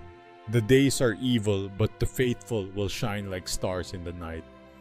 Watch, pray, and do not be deceived. We are not powerless. We are not alone. We are the watchmen now. And you, yes, you were meant to hear this. Not to feel afraid, but to remember. Remember who you are. Remember who you belong to. Remember the light that still burns in the darkness. So if this story moved your heart, if it confirmed something deep inside your spirit, if it opened your eyes to what's coming, then don't stay silent. Share it. Speak it. Live it. And before you go, I invite you humbly and from the heart to be part of this growing remnant. Click subscribe to join this channel, Pinoy Faith Stories, where voices like this are shared not to entertain, but to awaken. Hit like if this message stirred your spirit. Leave a comment, even just a prayer emoji, to let us know you're standing with us in faith. And above all, stay alert, stay close to Jesus, and shine your light. Because now is the time, not later, not someday. Now, until next time, may the peace of Christ be with you, and may your spirit stay on fire. My name is Elias Mendoza. I am 51 years old, a husband, a father of two, and a pastor in Bacolod City, Philippines. For over 2 decades, I've led a small, humble congregation, tucked between sugarcane fields and quiet roads. My church isn't famous, our building isn't modern, and our live stream rarely gets more than 20 views. But to me, it has always been holy ground. I've baptized young men who once wanted to run away from their homes. I've buried elders who whispered their final amens with peace. I've prayed with broken wives, hungry children, and angry husbands. And every Sunday I preached as if the Lord might come that day. But if I'm honest, deep down, I never truly expected him to. Most people see me as stable, grounded. I'm the man who knows scripture, who visits the sick at night, who brings rice when families lose jobs. But behind that steadiness, I was beginning to feel something was missing. Not in my faith, no, but in my sense of urgency. I believed in the second coming, yes, but it always felt distant, safe. The kind of warning you share out of obligation, not conviction.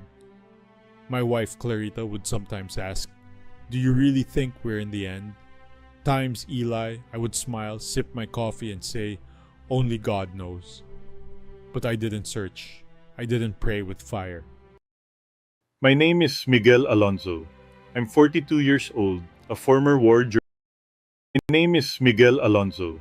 I'm 42 years old, a former war journalist turned university lecturer in Quezon City. I didn't expect to die that day, but I did. It was a quiet April afternoon, just another class. I remember standing in front of my students, trying to explain the ethics of truth during conflict. My chest hurt a deep, twisting pain, and then, without warning, everything went dark. No time to speak, no time to scream, just gone. I didn't feel myself falling. I didn't feel anything at all.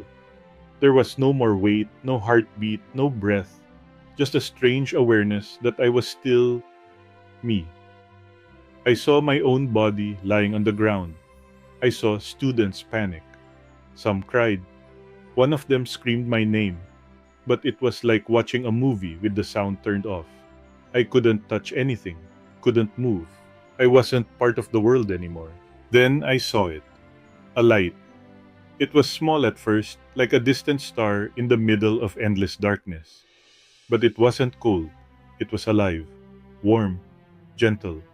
It didn't burn. It invited. And then somehow I heard it my name. Not from a voice with lips or breath, but from deep within the light itself. Miguel. It called me. I didn't understand how, but I began to move toward it. Not with feet. I had none. I had no body, just presence. But I moved anyway, drawn by something stronger than gravity.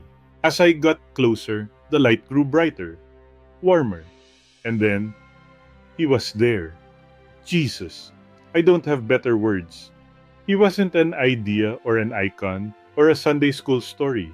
He was real, radiant, more alive than life itself. I didn't see him with physical eyes, yet I saw him. I didn't hear him with ears, yet I heard him. His presence overwhelmed everything. His eyes, if they were eyes, looked straight through me, not with judgment, with love.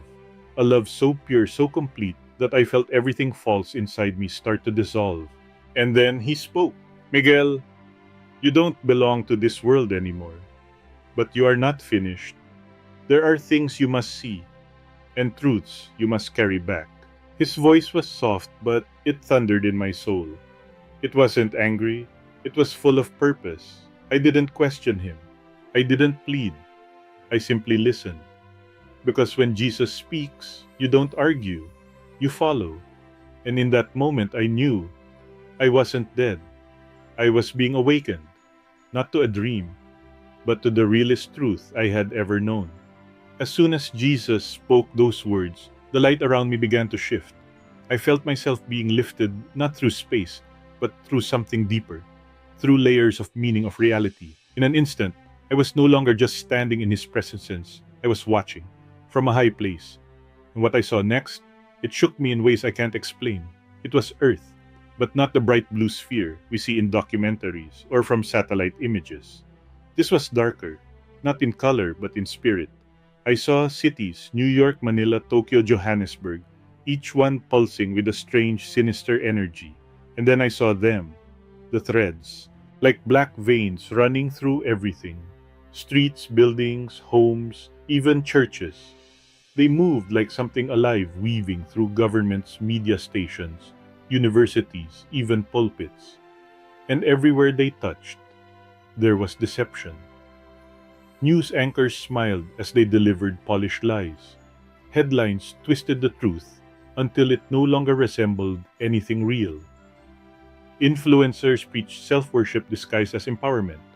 Politicians stood on stages with practiced compassion, shaking hands while making deals behind closed doors that fed only the system, not the people.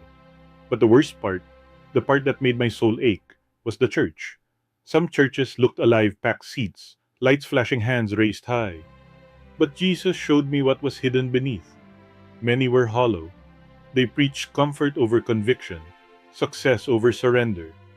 Their sermons were TED Talks with Bible verses sprinkled in. No one talked about sin.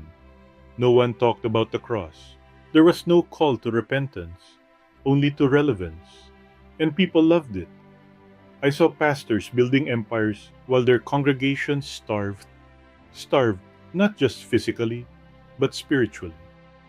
I saw worship leaders chasing fame, branding their music, like corporations selling songs about a Jesus they barely knew. I saw believers, millions of them, scrolling through their phones during prayer time, reposting inspirational quotes, but never opening a Bible. They looked awake, but they were sleeping with their eyes open. They sing about me, but they do not know me. Their mouths are full of praise, but their hearts are far. They follow trends, not truth. And still, I love them. I call them, I wait for them. But the time is short, Miguel. The time is very short. I felt his grief. It wasn't anger. It was heartbreak. Like a father watching his children run toward fire, thinking it's light. Then he opened my eyes further, and I saw it. The strategy behind it all. The enemy wasn't chaotic. He was calculated. These threads, the lies, they were part of a system, a web, a perfectly designed trap to keep people numb, distracted, busy. I saw families arguing over politics while their children grew up spiritually starved. I saw people chasing money, validation, digital fame, while their souls withered in silence. Even in churches, I saw divisions over style, over race, over vaccine policies, and demons dancing in the background, feeding on every bitter word. And yet, the people didn't see it. They laughed at parties, planned vacations, watched viral challenges. They posted verses but refused to forgive. They celebrated sin and called it progress. They labeled truth as hate and called deception love. And all the while, the black threads tightened, slowly, invisibly, like chains wrapped in silk. This is not just corruption, Miguel. It is captivity. And they do not see the bars. They do not see the prison. Because it looks like freedom. It sounds like wisdom. But it leads to death. Then I saw something that broke me. A young girl, maybe 16, lying in bed scrolling through social media at 2 a.m. Her feed was full of beauty filters, perfect lives, body comparisons, voices telling her she wasn't enough, and she cried herself to sleep, believing the lie. Next, I saw a young man in college listening to a professor mock faith and slowly abandoning what he once believed. I saw mothers trading prayer for productivity, fathers working themselves into the grave, never realizing their kids just needed time. I saw pastors compromising truth for popularity, and all of them, all of us, were being lulled to sleep. And I realized I had been one of them. I had spent years writing truth for a world that didn't want it. But I had stopped praying, stopped listening. I was busy, too busy to kneel, I used to say. But now, face to face with truth himself, I saw it. The world wasn't just distracted, it was drowning. I turned to Jesus, speechless. All I could whisper was, "Why did no one see this?" Because they stopped seeking me. And without me, the eyes go blind, the ears grow dull, the heart turns to stone. The light around us dimmed slightly, not in strength but in tone. I knew the vision was far from over. What I had seen was only the beginning. The world wasn't just deceived, it was positioned, ready for something far worse, something already creeping on the horizon. The vision shifted again. In one breath, I was standing above the earth, and in the next, I was inside it, inside, the moment everything unraveled. It began in a room I didn't recognize at first, somewhere dim, secure, cold, like a war room tucked beneath concrete and steel. There were maps, monitors, silent alarms blinking red, people in suits. Some I knew world leaders from headlines and summits. Others were unfamiliar, but I could feel their power in the air they breathed. No one smiled, no one joked. It was tension thick raw, like the air before a storm. I heard words thrown across the table, sanctions, retaliation. No confirmation, false flag. We have no choice. And then it happened. Not with a roar, but with a whisper. A misread signal. A drone strike that hit the wrong target. Or maybe a calculated move disguised as an accident. It was never clear. What was clear, devastatingly clear, was what came after. Like a match dropped on dry leaves, the world ignited. Alarms, phones ringing, screens flashing, in Washington, in Moscow, in Beijing, in Tel Aviv, in Tehran. I saw generals stiffen, ambassadors freeze, orders given with trembling hands. Within minutes, alliances that had simmered for years boiled over into declarations of war. Then I saw it unfold in real time on the ground, in the air, across seas. Jets screamed through the skies of Europe. Battleships cut through the Pacific with purpose. Troops mobilized with terrifying speed. Civilians ran not toward shelters, but toward the unknown. Children were pulled from beds in the middle of the night. Mothers packed bags they'd never finish closing. Men held back tears as they kissed their wives goodbye, not knowing if they'd return. It was chaos, but not the kind you see in disaster movies. This was precise, orchestrated, engineered. I saw cities darken not from bombs, but from silent strikes. Power grids collapsed in seconds. Entire regions blacked out. No internet, no phones, no banking. Just silence and fear. Supermarkets stripped in hours. Hospitals overwhelmed and then abandoned. Air raid sirens wailing over the cries of children. And still, the missiles hadn't even begun to fall. The media, what remained, tried to spin calm. We are monitoring the situation. Stay indoors. This is temporary. But I saw through the feed into the eyes of the anchors. They knew. The script couldn't hide the terror in their faces. This wasn't temporary. This was collapse. I watched protests erupt in major cities, London, Seoul, New York. At first, peaceful, then violent. Looting spread like fire. Governments scrambled to control the narrative. But truth leaked through every crack. People turned on each other. not because they were evil, but because they were scared. I saw a man shoot another over a gallon of gasoline in a California suburb. I saw crowds trample elderly women to reach a shipment of rice in Manila. I saw families forced out of shelters because they didn't have the right code. And in the middle of it all, churches burned. Not all, but some. Places once filled with worship, now targets of blame division or just senseless destruction. Then I saw the front lines. In the deserts of the Middle East, in the jungles of Asia, in frozen landscapes I couldn't name. I saw soldiers, barely adults, holding rifles with shaking hands. Some prayed, others just stared into the void. Drones hovered overhead like vultures. Missiles screamed silently through the night. Battles were fought not only with guns, but with code. Cyber weapons took down communication hubs. Nuclear silos were targeted, hacked, hijacked. This wasn't just war. It was apocalypse written in pixels and ash. I turned to Jesus still beside me, his face steady but sorrowful beyond words. This was never my will, but pride. Pride always leads to ruin. I warned them, I whispered, I wept, but they silenced the prophets and mocked the truth. And now they reap what was sown. His voice wasn't angry, it was grief, holy grief. And I felt it deeper than bone. A sorrow not only for the dead, but for the dying dreams, the shattered families, the silence that followed each explosion. Then came something worse. I saw nuclear weapons, but not unleashed. Not yet. I saw fingers trembling over buttons, governments torn between restraint and retaliation. One misstep, just one, and the fire would be final. I saw leaders hiding in bunkers, cowards who preach peace while planning war, and all the while, demons moved in the shadows, whispering, feeding fear, twisting minds. I saw them lean into the ears of commanders, fanning the flames of suspicion and rage, and their laughter was hellish. And suddenly I understood. This war wasn't just between nations. It wasn't about oil borders, revenge, or defense.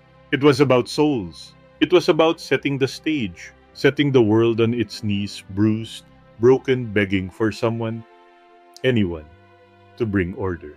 And someone was already waiting in the wings. Just when I thought the vision couldn't go any deeper, the world below me faded, like mist burning under the morning sun, and something else began to rise. Not with thunder, but with weight. A shift in atmosphere. A vibration I felt in my very soul. I wasn't looking at Earth anymore. I was being shown what was behind it, above it, around it. Reality cracked open. It was as if a curtain had been torn in two, and beyond it I saw a realm more real than the physical, a place not bound by time or gravity, where movement was light and will was power. There in that dimension beyond dimensions, a war raged. Not like the wars of men. This was holy, eternal, cosmic. I saw angels, not the gentle figures on Christmas cards or paintings with pastel wings. No. These were beings of fire and authority. They moved like thunder wrapped in light. Each one glowed with purpose. Their swords burned not with destruction, but with clarity. Wherever they moved, the shadows trembled. These were the warriors of heaven. And then I saw the enemy, not horned monsters or cartoon villains, but shapes that slithered, crawled, twisted. They carried no light, only a hunger. Their forms changed constantly, sometimes like smoke, sometimes like beasts, sometimes like men, but always evil, cold, deceitful. They moved like corruption personified, and their goal was not chaos, but conquest of souls.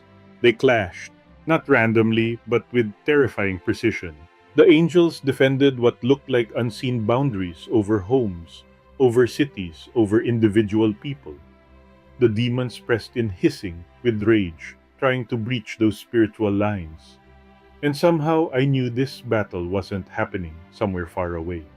It was happening right now, everywhere, over all of us. Then Jesus let me see more. He didn't speak, but my understanding opened like floodgates in my mind. Every decision made on earth, every act of love or hate, every prayer or curse affected this realm. When someone whispered forgiveness in the dark, light erupted like lightning and strengthened the angels. When someone surrendered to sin or gave in to hatred, the demons grew bolder, pushing forward with venom. I saw it play out. In a small apartment in Makati, a mother knelt beside her son's bed, praying over him while he slept.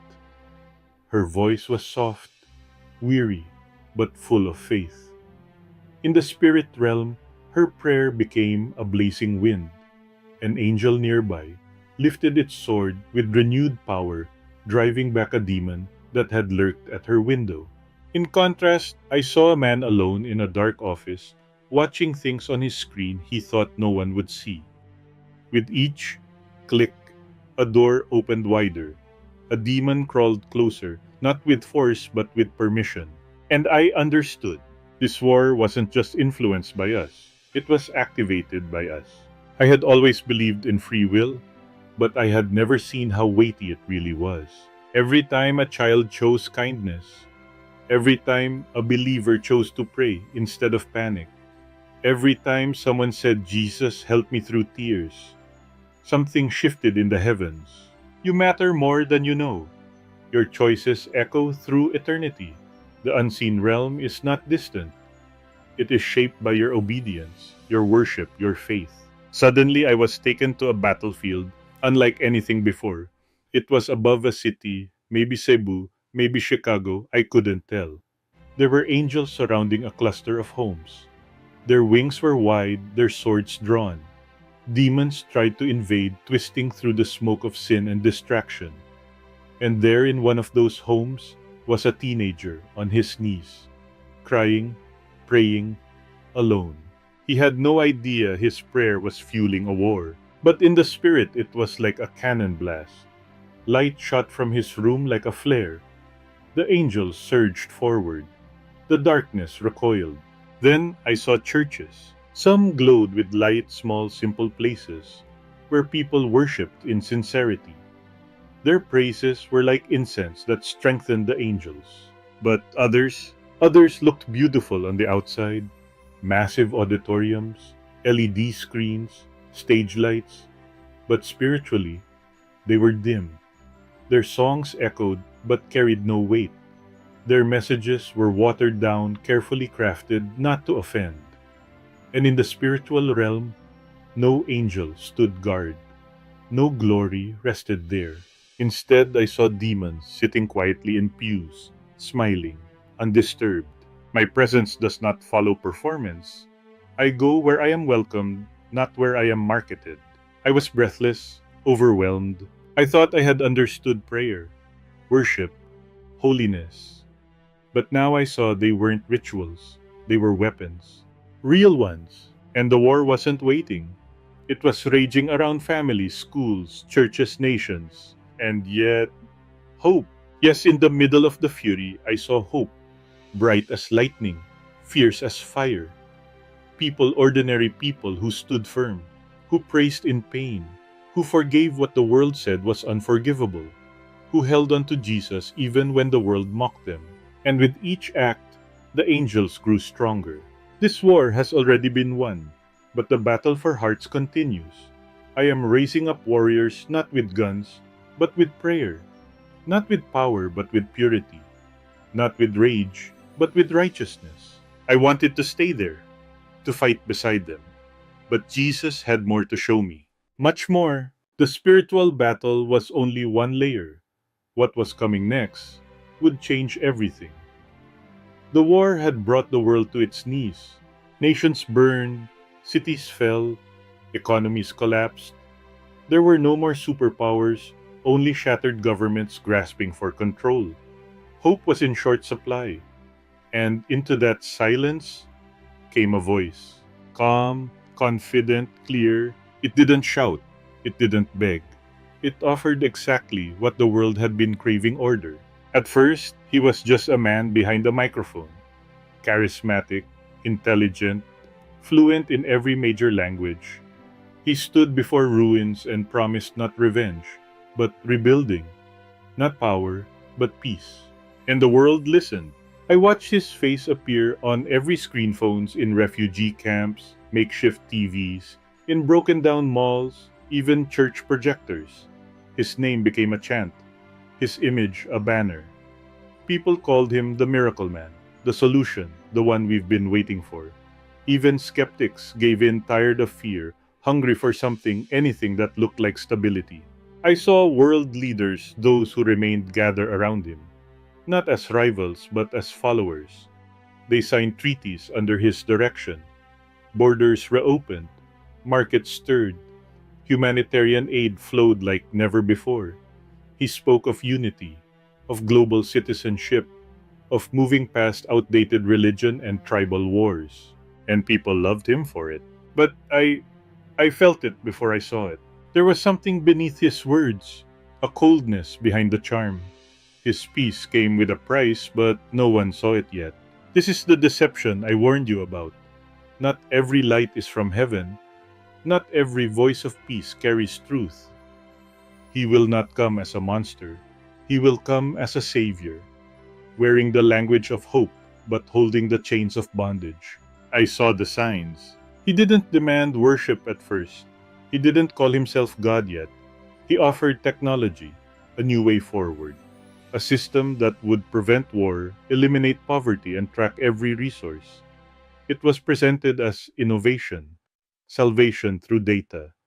People called it the mark of restoration, a simple sleek implant just beneath the skin of the hand or forehead.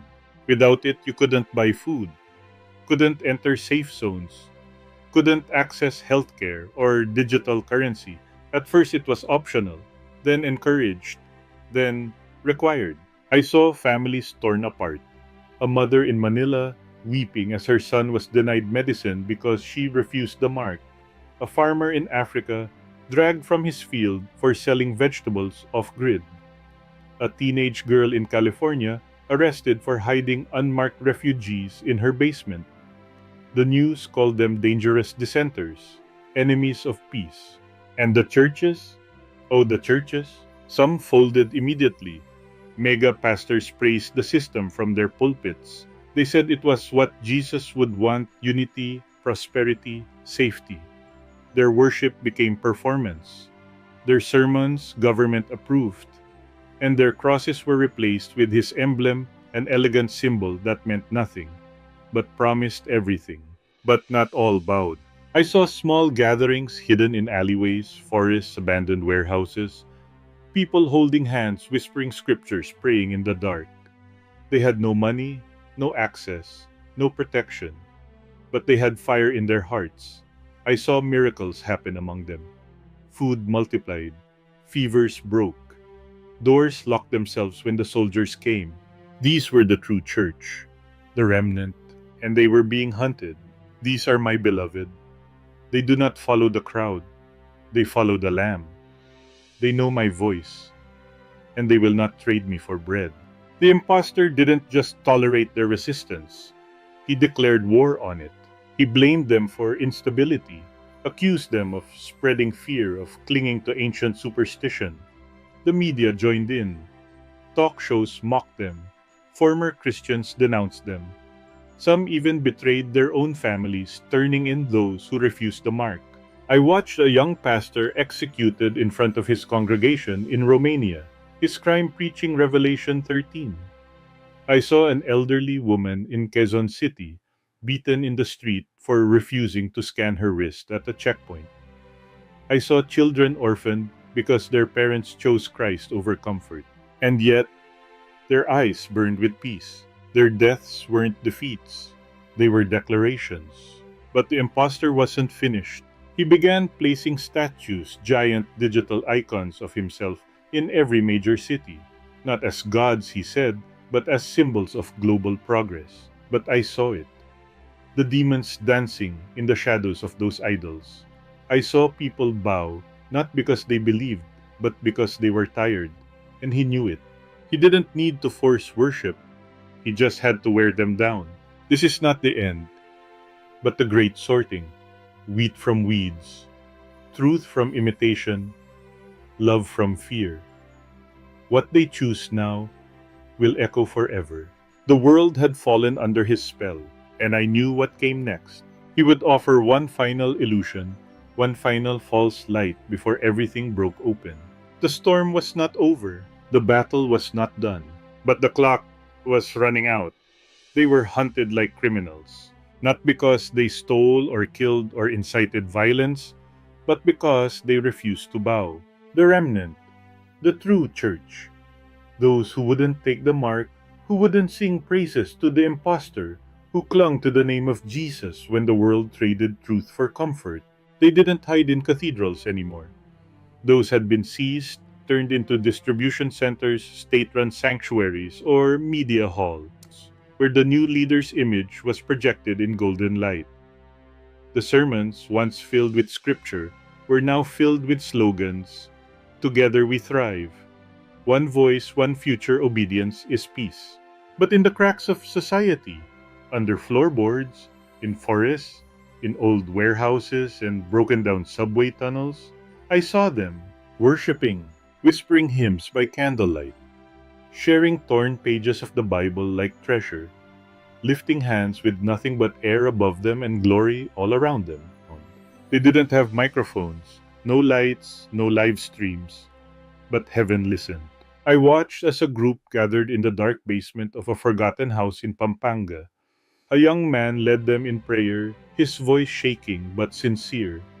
They had no bread, no water, but they had faith that dripped from every word they spoke. Outside, soldiers passed by. Inside, angels stood guard. These are my sheep. They hear my voice. They do not fear the fire, for they know who walks with them inside it. I saw miracles, not the flashy kind, not the stadium kind, but real ones. A sick woman healed after a whispered prayer.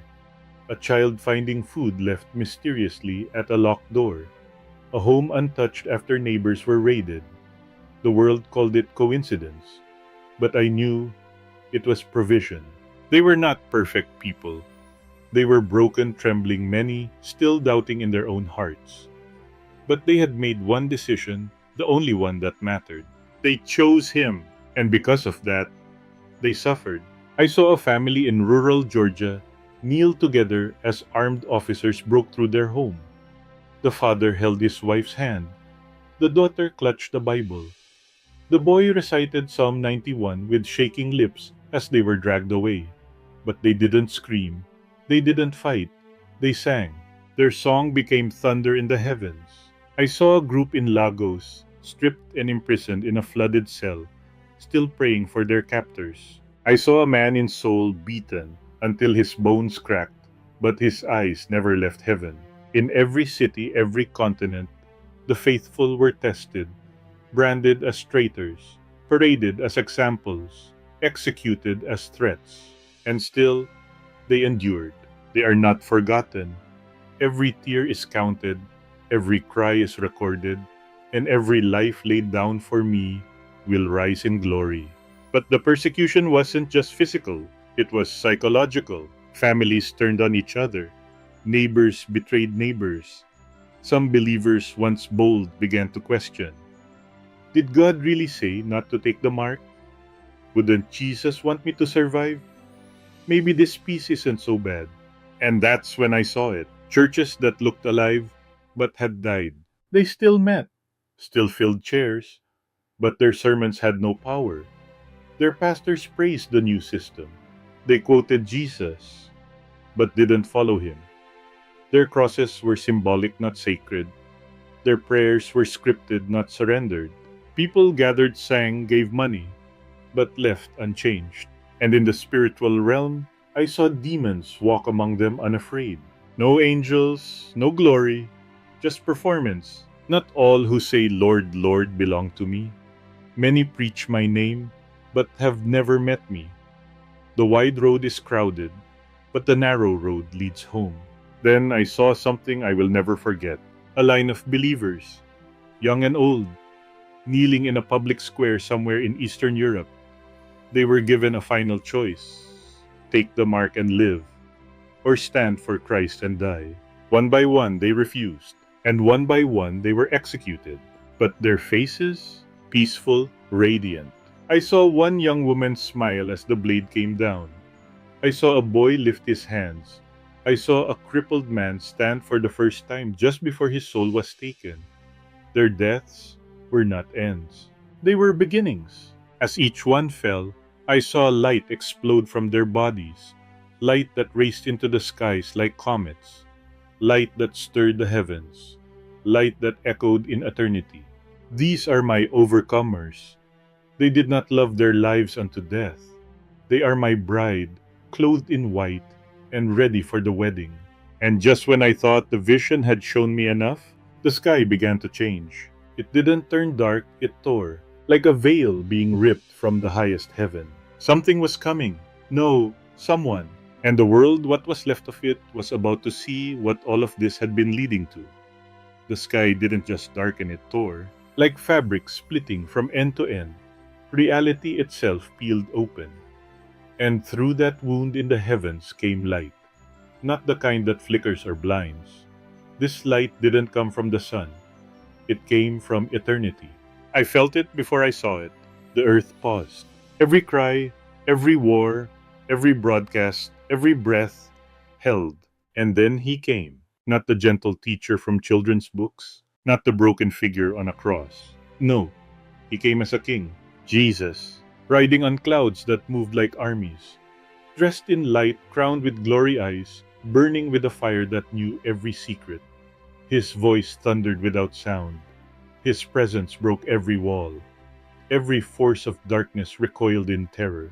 And yet, to the faithful, he was joy itself. The underground believers I had seen, the ones hunted and crushed, now lifted their faces. Their tears returned to their eyes, but not in sorrow, in awe, in relief, in pure aching worship. They whispered his name, but it roared like oceans. Jesus! Jesus! He did not come alone. Behind him flowed millions. Angels like lightning, saints clothed in radiance. The martyrs, the persecuted, the children who had died in secret prayer, the elderly who had knelt with no one watching. They were all there, alive, glorified, triumphant.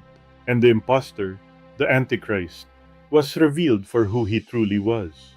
I saw him try to stand surrounded by armies holding every weapon the world could offer. Drones, missiles, artificial intelligence beasts born of science and sorcery.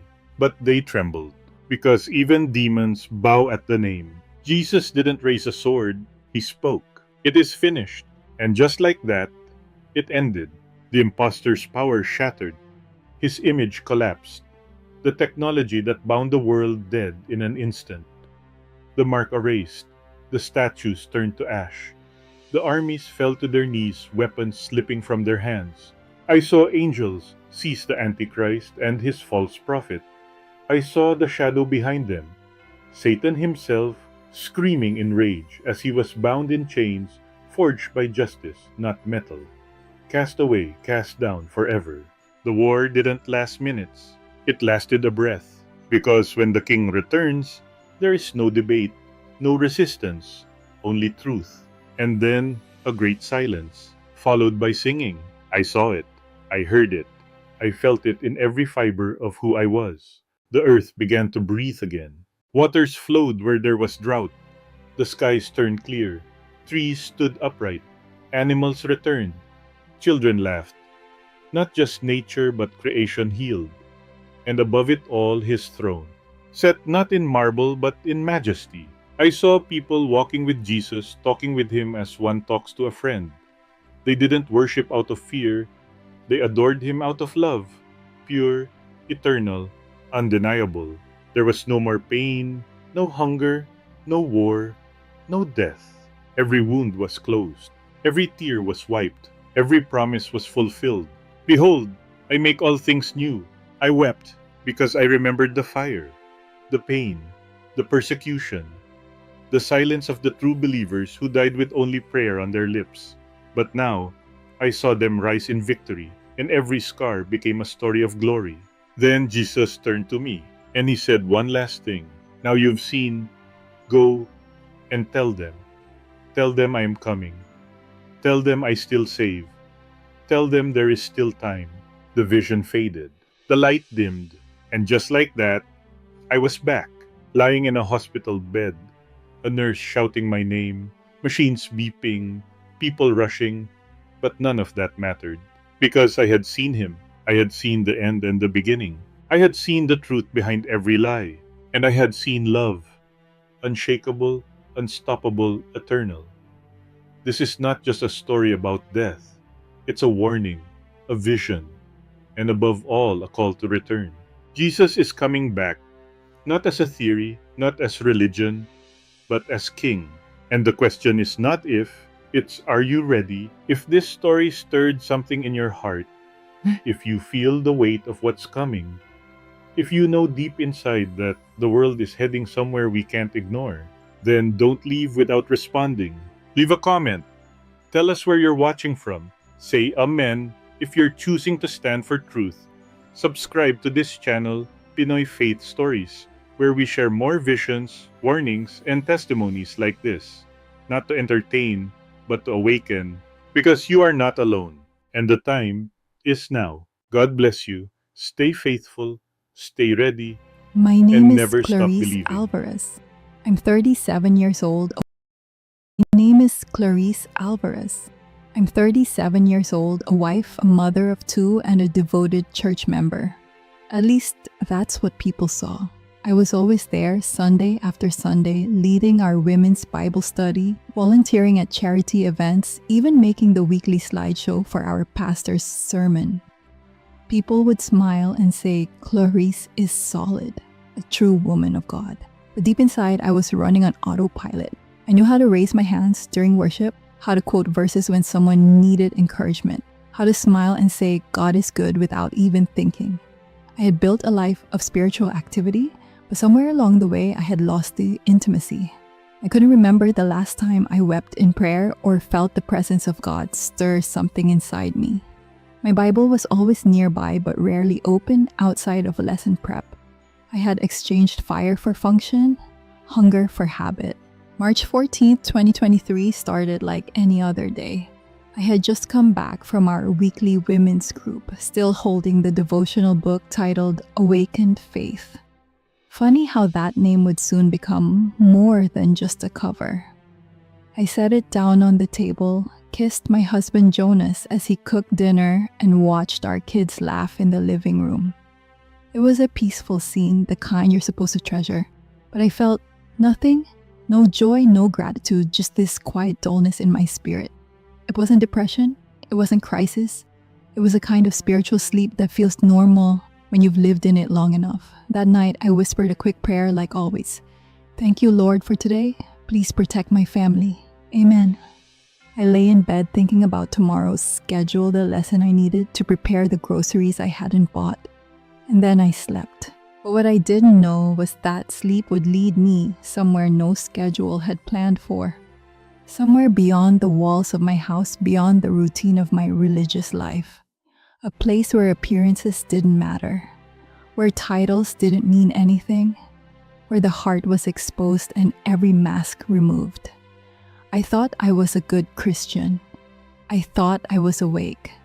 But I was wrong. And that night, Jesus came to show me just how far I had drifted. It was 3:06 a.m. when I woke up gasping. A tightness gripped my chest like a vice. At first I thought it was just a bad dream, or maybe indigestion. I sat up in bed, tried to breathe through it, but the pressure kept building, crushing, unbearable, like something invisible was pulling me from the inside out. I reached over to wake Jonas, but my hand didn't move. That's when panic set in. I was fully conscious but frozen. I couldn't speak, I couldn't scream. My thoughts were screaming, but my body was silent. Then, everything around me began to fade. The bedroom, the walls, even the sound of my own breathing disappeared. I didn't feel pain anymore, just a strange stillness. A wind, like a gentle current, swept over me and I felt my body slip away. Not like falling, but like lifting, effortless, weightless. I realized I was no longer in my body. I looked down, and what I saw made my blood run cold. I was floating above our bed, and below me I saw Jonas, shaking my body, calling my name, his voice trembling. Our children stood in the doorway, my daughter crying, my son frozen in shock. Then 2 paramedics burst into the room. One began CPR. The other shouted something I couldn't understand. It was like watching a scene from a movie, except it was me, my body, my family, my home. But I felt nothing. No fear, no pain, only silence. One of the EMTs checked for a pulse and muttered something sharp and short. Jonas collapsed to his knees. Then I heard it. A whisper, not from the room but from somewhere beyond. A voice that didn't enter through my ears but straight into my soul. Let her go. The room dissolved. I found myself standing in a space that had no walls, no ceiling, no floor. Yet I wasn't falling. It was like standing in the middle of light itself. The air wasn't air, it was presence. Thick, alive, holy. The light didn't just shine around me, it moved through me. I felt exposed, seen in a way I had never experienced. I wasn't in heaven, but I wasn't on earth either. It was like a waiting place, between. I turned, but there were no shadows, no corners, no sense of time. I couldn't tell if I had just arrived or had been there for eternity. And then it came again, that voice, Clarice, just my name. But the sound of it shattered me. I dropped to my knees, or what felt like knees because my body wasn't physical anymore. The name spoken with such power, and yet such tenderness. It held no accusation, no anger, no rush, just truth and love. I began to cry, not tears but something deeper. My soul wept. Without being told, I knew I was in the presence of Jesus. I didn't see him yet, but I knew he was there. His nearness was overwhelming. I couldn't lift my head. I didn't want to speak. I only wanted to be still, to listen. You are here not because your time is over, but because you must awaken. The words echoed through me like thunder wrapped in silk. I tried to respond, but all I could say was, Lord, I followed you. Haven't I been faithful? My voice sounded small in that vast holiness. He didn't answer immediately. Instead, a wave of light surged from the center of that realm, and with it came images, flashes of my life. Me leading Bible study, me organizing outreach, me singing in worship, me packing food for the poor. All the things I had done, all the ways I had served. But something was wrong. Every image looked flat, muted, mechanical, like watching a play where the actress knows her lines but has forgotten why they matter. You have served me, but you have not known me. My soul shattered. I felt naked all the years I thought I was walking with him, and I had missed him. I had confused activity with intimacy. I had worked for his kingdom, but I had not sat with the king. And yet, I didn't feel condemned, only pierced and loved. Then Jesus spoke again, and his voice carried the weight of eternity. Many who call themselves mine are not ready. They believe they are awake, but they slumber. When the time comes, they will not rise. I began to tremble. My whole being wanted to cry out, No, Lord, not me, not them. But deep inside, I knew I had fallen asleep. I had become one of the very people he was warning about. And this place, this moment, was my mercy. There are no words in any human language that can fully describe what it feels like to stand in the nearness of Jesus. It wasn't just his presence, it was his essence. The weight of his holiness didn't crush me. It exposed me. Every part of who I was, every motive, every unspoken fear, every hidden compromise rose to the surface in the light of who he is. There was no escaping it, and yet I had never felt so deeply loved. I still couldn't see him fully, but his presence was everywhere, like the sun not seen directly but undeniably, there setting everything around it aglow. I was still on my knees trembling, not because of fear, but because something inside me knew that I was standing in front of the one I had sung about for years, but never truly encountered. You've been busy for me, Clarice, but too seldom with me. His voice didn't accuse, it healed by revealing. It was like light passing through a stained glass window, every word breaking into colors I didn't know existed, each one touching a part of me I'd forgotten was still alive. I wanted to speak, to explain, to defend myself, to say, but Lord, I taught Bible study, I led worship, I fasted, I prayed, but the moment I tried to form the words, I saw them, my memories unfolding again before us. Me holding my Bible but checking my phone between pages. Me lifting my hands in worship but thinking about dinner. Me encouraging other women to seek God, while my own prayer life was dry and scripted. And I broke. My spirit cracked open and a groan came out of me that didn't sound human. It was the cry of a soul that suddenly realized it had been starving for years, but had convinced itself it was full.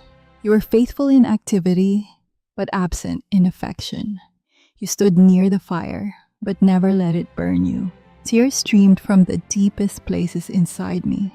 I had mistaken being good for being holy. I had mistaken doing things for Him as the same as being with Him. And in this realm of truth, every excuse I had ever clung to melted away. Jesus didn't show me a checklist of sins. He didn't replay my worst moments or shame me for my failures. Instead, He gently peeled back the layers of performance and pointed to the center, my heart. And in that center was silence, not rebellion, not hatred, just distance. A distance I had grown used to, a silence I had baptized as normal. But here in the clarity of His love, I finally heard what I'd been missing all along. Many believe in me, Clarice, but few abide in me. And the ones who do not abide will not recognize the sound when I come. That word abide hit me like thunder in the bones. I had memorized the verse, I am the vine, you are the branches. I had taught it, repeated it, printed it on bookmarks. But now I understood it, not in theory, in ache, in fire, in truth. Abiding is not attending, it's not performing, it's not doing more. Abiding is surrender, it's stillness. It's listening for His breath and matching your rhythm to His. And I had missed it. Then Jesus showed me something I'll never forget. A golden lamp, flickering. The oil inside almost gone. And somehow I knew it was mine, my spiritual lamp. I had trimmed it, polished it, made sure it looked holy. But I had let the oil run dry. This is the state of many in my church. Lamps without oil, appearances without intimacy. Lights that shine once, but grow dim over time. I remembered the parable of the 10 virgins, 5 wise, 5 foolish. I had always assumed I was among the wise, but in that moment I wasn't so sure. And then without warning, a vision began to open before me. It wasn't dramatic, it was devastating. A field, filled with people. They wore church clothes, held Bibles, raised their hands, sung worship songs. Some were even smiling, but above them the sky began to part. Light streamed through. A sound like a trumpet, but not heard with ears rang out. And people began to lift. But not all. Some stayed, still holding their Bibles, still raising their hands, still smiling, until they looked up and realized they weren't rising.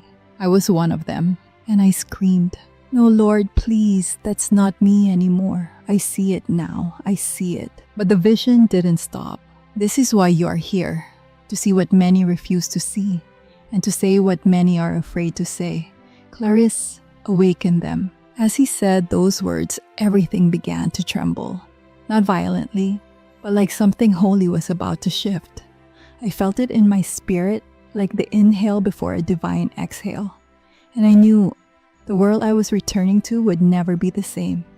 The vision opened like a veil being pulled back from the sky. I stood in a wide open field, flat, golden, endless. All around me were people, thousands, maybe millions. Men and women in church clothes, children clutching worn Bibles, elders with silver hair and gentle faces, youth with worship lyrics tattooed on their arms. We all looked up. The sky began to move, but not like clouds. It was as if the heavens themselves were being peeled back, exposing something far more real than anything we'd ever known.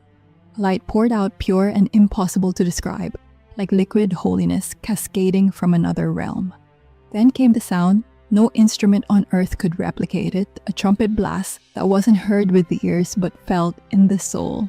It was calling, drawing, separating. And in that moment, something happened.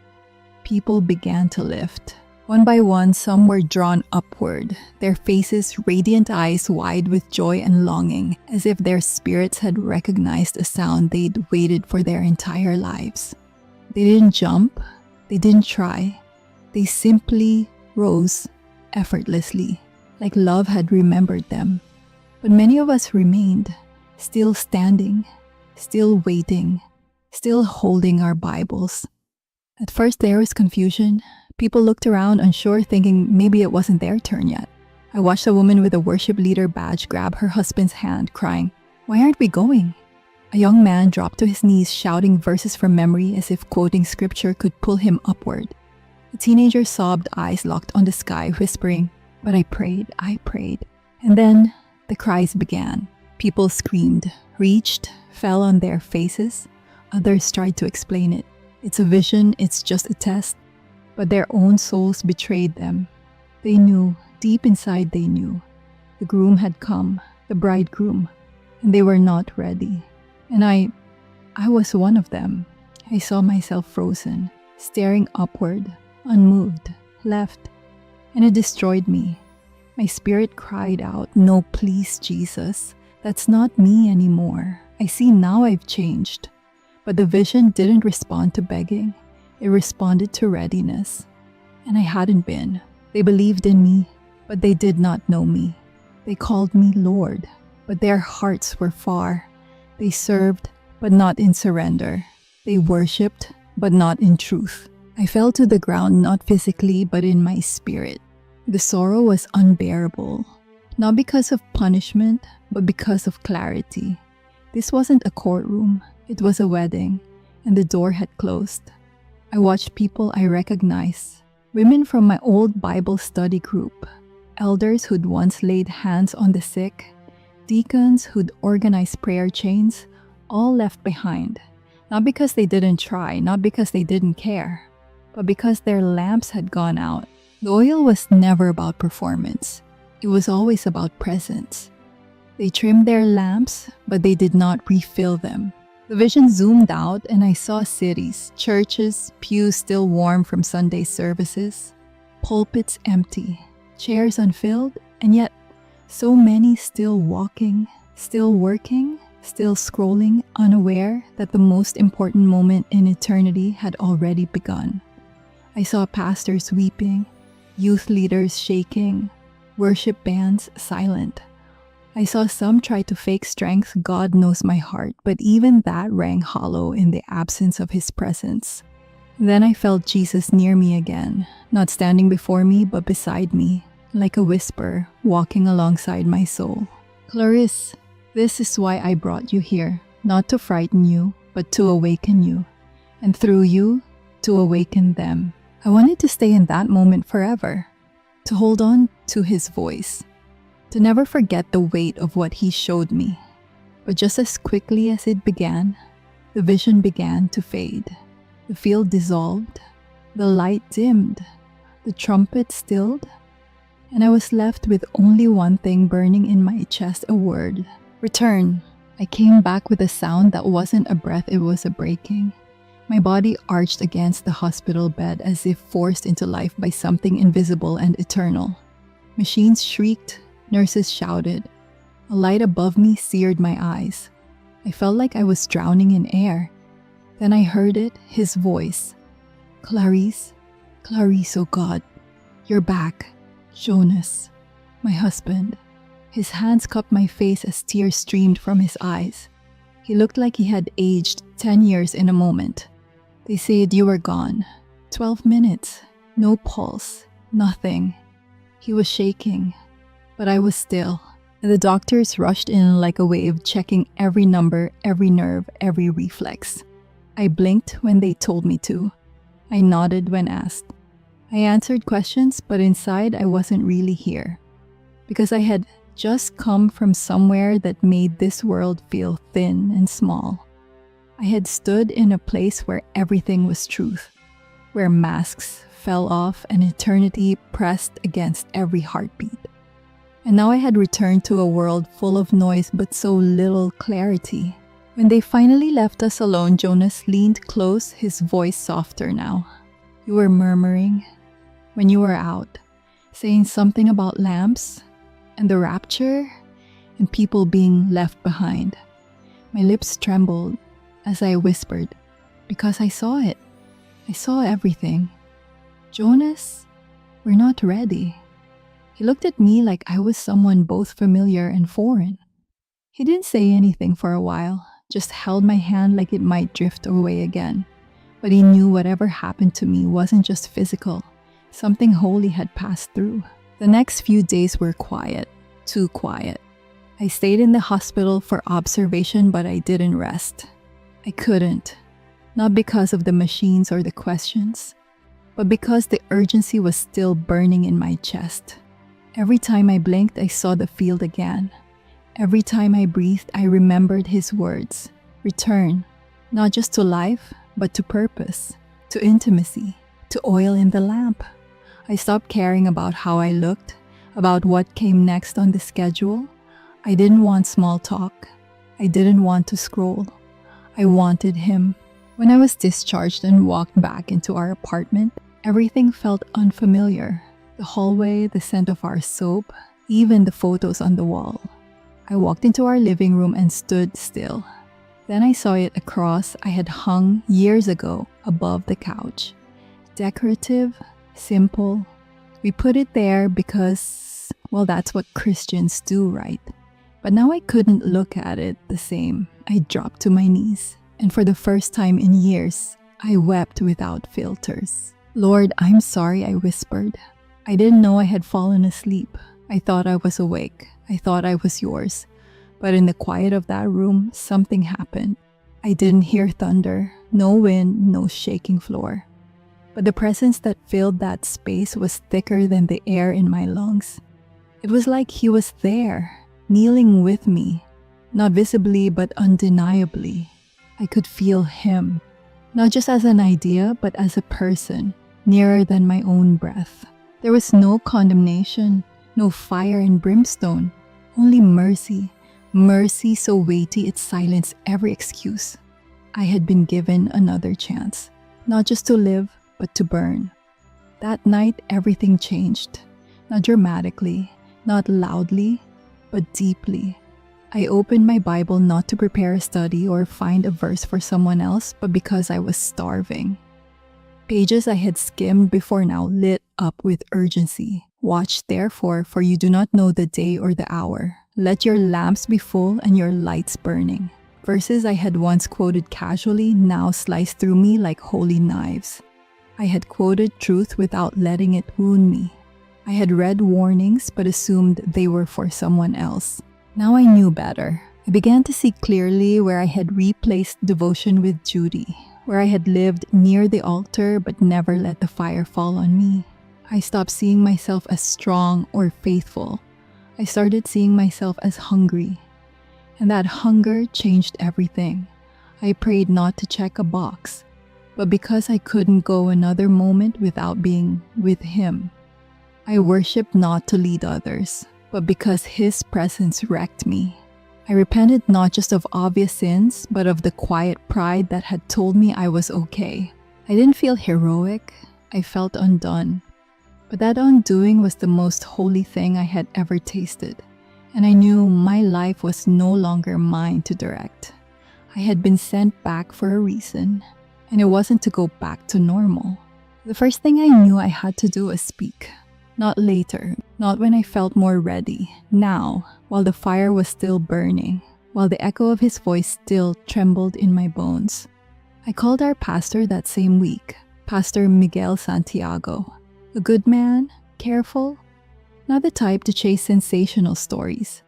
I could hear the hesitation in his voice when I told him I needed to testify before the whole church. Clarice, he said, I know you've just gone through something traumatic. Maybe we should talk first.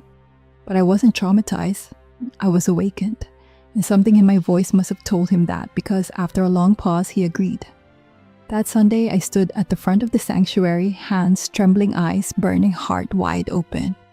I told them everything, not the polished version, the truth. That I had served Sung's sacrifice and still almost missed him. That I had looked like a good Christian on the outside. But my lamp had been dry. Some wept, some stared in stunned silence. Some looked uncomfortable, even offended. I didn't water it down. I told them about the field, about the trumpet, about the ones left behind who thought they were safe. I told them what Jesus said, that many who call themselves His are not ready. After the service, a few people came up to me, not to critique, to confess. One woman said I thought it was just me. I haven't really prayed in years. Another said he'd been in leadership for a decade, but hadn't felt the presence of God since before the pandemic.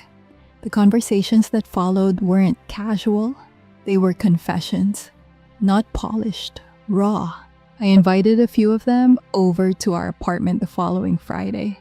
No coffee, no snacks, no structure, just worship, repentance, and prayer. We called it Watch and Burn. It wasn't about performance, it was about presence. We didn't ask for blessings, we asked for brokenness. And something began to shift. People wept for the first time in years. A woman who hadn't sung in church since her miscarriage opened her mouth and poured out a song that left us speechless. A former youth leader said he felt like God had left him. Until that night. As we cried out, something holy filled the room. Tangible, heavy, not hype, holiness. And then the dream started. One woman said she saw herself trying to rise during the rapture, but chains held her down. When she asked why, a voice said, "You never forgave your sister." Another dreamed of being weighed down by mirrors, dozens of them, each one reflecting her image. She woke up crying, realizing she cared more about how people saw her than how God saw her. These weren't atheists. These were faithful church members, tithers, volunteers. But now they were trembling because the Spirit was exposing what religion had long covered up: bitterness, comparison, pride, spiritual routine. And yet it was beautiful because with each confession came fire.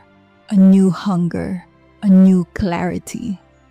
We weren't trying to build a ministry, we were trying to stay awake. And the more we cried out, the more He came. The gatherings grew, not in number, in depth. A teenager came once, stayed silent the whole time, then broke into tears during worship. She said she had never felt God so close. I knew then this wasn't just about me, this was bigger. A spark was catching. And what started as one voice in a hospital bed was becoming a quiet flame in the dark.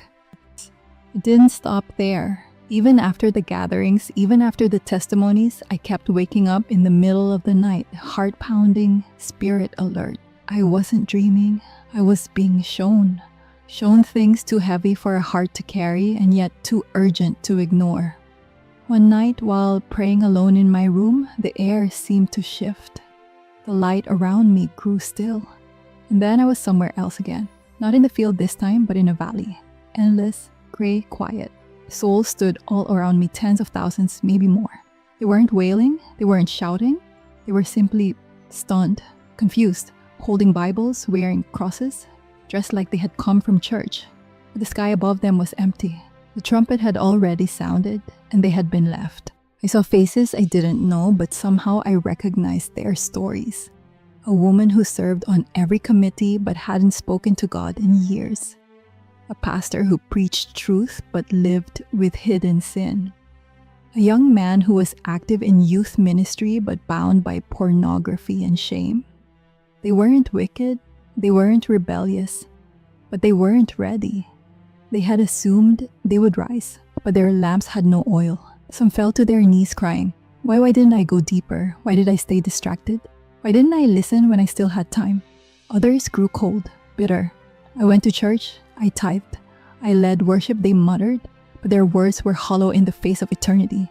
No one was arguing with God. They all knew truth had pierced them clean through. And then I saw her, an older woman, probably in her 70s, dressed like the perfect church elder, choir badge on her blouse.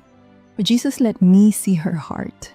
She had served for decades, but held silent bitterness toward her sister. She had memorized Psalms, but judged those who didn't live like her. She had worshipped, but never surrendered.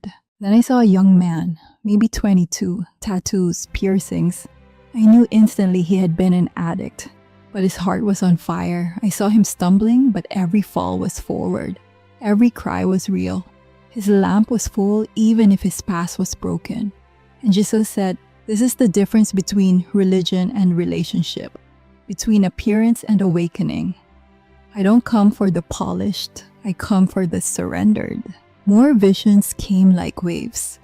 Churches full of people, some glowing with sincerity, others hollow from habit. Then I saw the rapture again. But this time it wasn't chaotic, it was holy. Silent beams of light lifted those who were ready. Their faces weren't proud, they were in awe. Behind them, the ones left behind stood blinking, breathless, broken. And I heard the most heart-shattering whisper in my spirit. They knew me, but they never walked with me. That truth pierced me, because I had almost been one of them. I thought showing up to church was enough. I thought being good was the same as being surrendered. I thought quoting scripture could replace hearing his voice, but it couldn't. And now I knew what Jesus was really after. Not everyone who says to me, Lord, Lord, will enter, but only those who do the will of my Father. I want lovers, not performers. I want those who trim their lamps daily, who long for me when no one's watching, who say yes in the hidden places. Then came a great shaking. I saw the world tremble, churches closing comforts, stripped away idols falling. But I didn't feel fear. I felt mercy. Jesus was allowing disruption, not to destroy, but to awaken. It was the last call before the door would close, the final invitation, not just to attend, but to burn. This story is not just about me. It's about you. It's about all of us who thought being busy for God was the same as being close to Him. But Jesus is coming back not for the good, the gifted, or the visible, but for the ready, for those with oil in their lamps and love in their hearts. Don't wait, don't assume, examine your heart.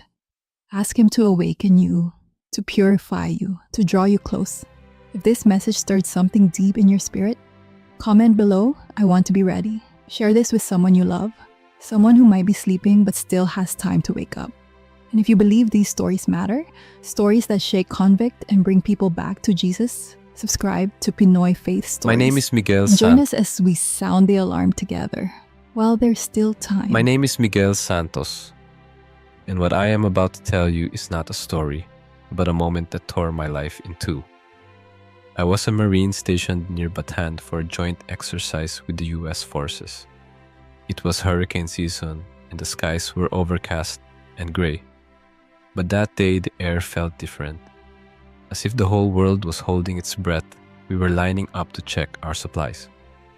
I was joking with Private Dito about how the food in the canteen was harder than the concrete we were standing on, when suddenly the wind stopped blowing like a giant hand pressing down on the camp. Everything went silent. Even the roosters that were crowing in the distance stopped. I felt a heat on the back of my neck, but it wasn't the sun, it was like fire from nowhere. I turned to say something to Lito, but I never got the words out. There was a flash, brighter than anything I had ever seen. And then the loudest bang I had ever heard. That wasn't thunder. It was like the sky cracking open and punching me in the chest. I felt my knees buckle, falling straight down.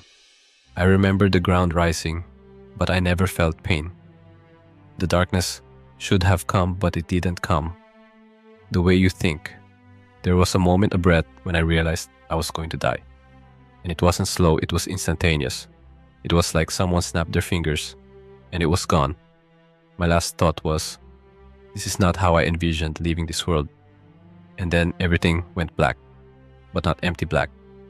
It was like falling through a tunnel of light and darkness at the same time. Then they told me there was no warning. The weather app said there was no chance of lightning, but it came anyway, a single bolt from a clear sky, and it found me. They said I had no pulse for 9 minutes.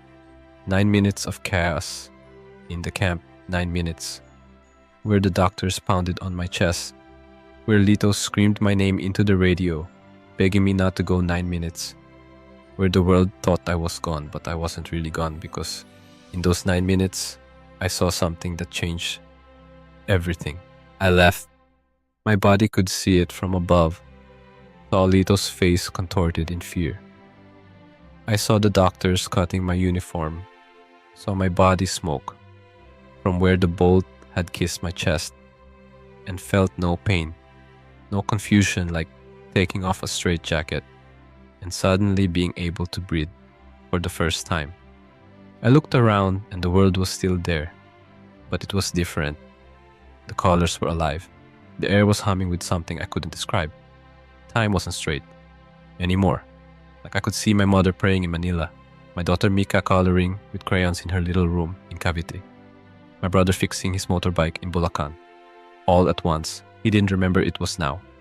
And I was there in all of it, like the spirit could be everywhere at once. Then there was a gentle but strong pull. Like gravity on purpose, the world around me started to melt. The colors flowed like liquid, the air shimmered like heat waves. But it wasn't heat, it was something alive.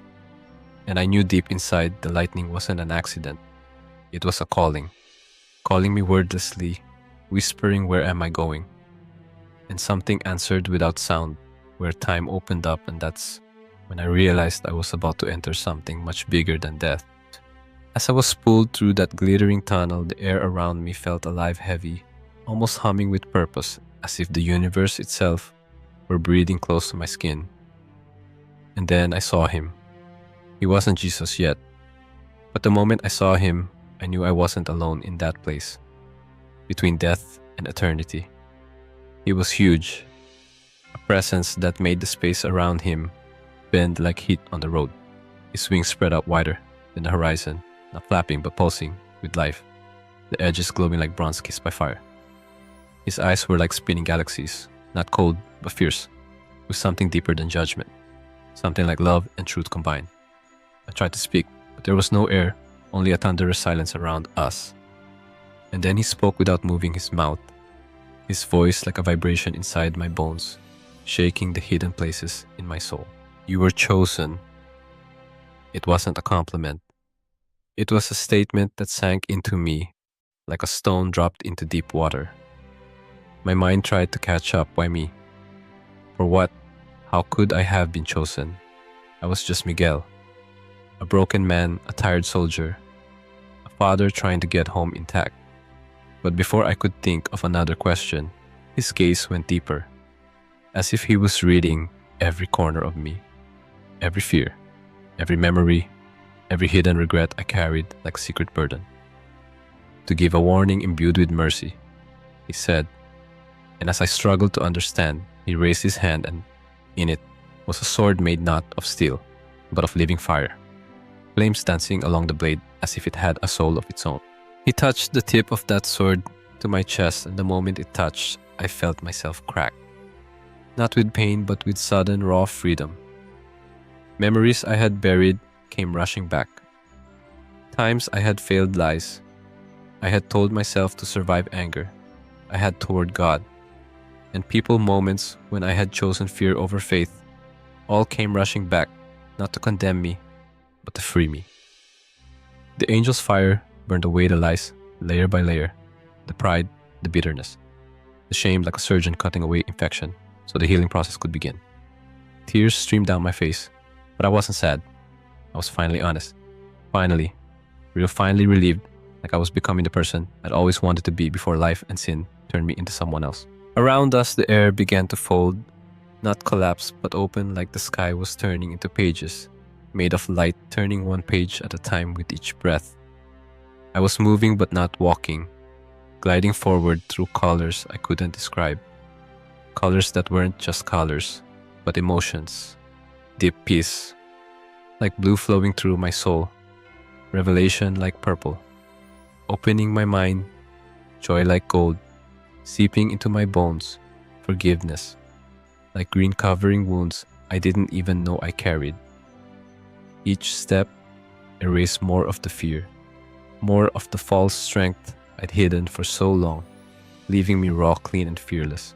Then I heard it, a sound that wasn't a sound, a vibration that seemed to come from the center of everything, calling to the deepest part of me. And then I heard my name. But it wasn't Miguel, as everyone here said it was a name I had never heard before, but somehow I knew it was my name, the name by which heaven knew me, a name that carried authority and love, a name that resonated through me like a promise, like the breath of God, touching every cell of my being. The sound brought me to my knees, tears streaming down my face again, not from shame, but from a freedom so profound it hurt in the best way, a release from all the burdens I had been carrying in silence.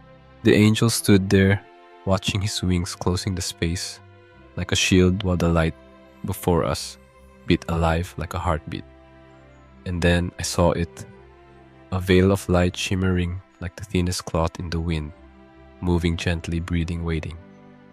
Behind that veil, I felt the presence, so strong and gentle that it made every part of me tremble with longing. The kind of longing that comes when your soul remembers the purpose for which it was created. And then the veil was torn apart, not by force, but by a whisper like silk, torn by a gentle hand, and there, He, Jesus, stood on the other side, and the world, every war, every fear, every doubt, every shame I had ever known was silent in His presence. He did not shine like a cartoon. The living field of light stretched endlessly around us, glowing with gold and white. It felt like each blade of light was breathing, pulsing, singing softly in a language I could feel in my soul.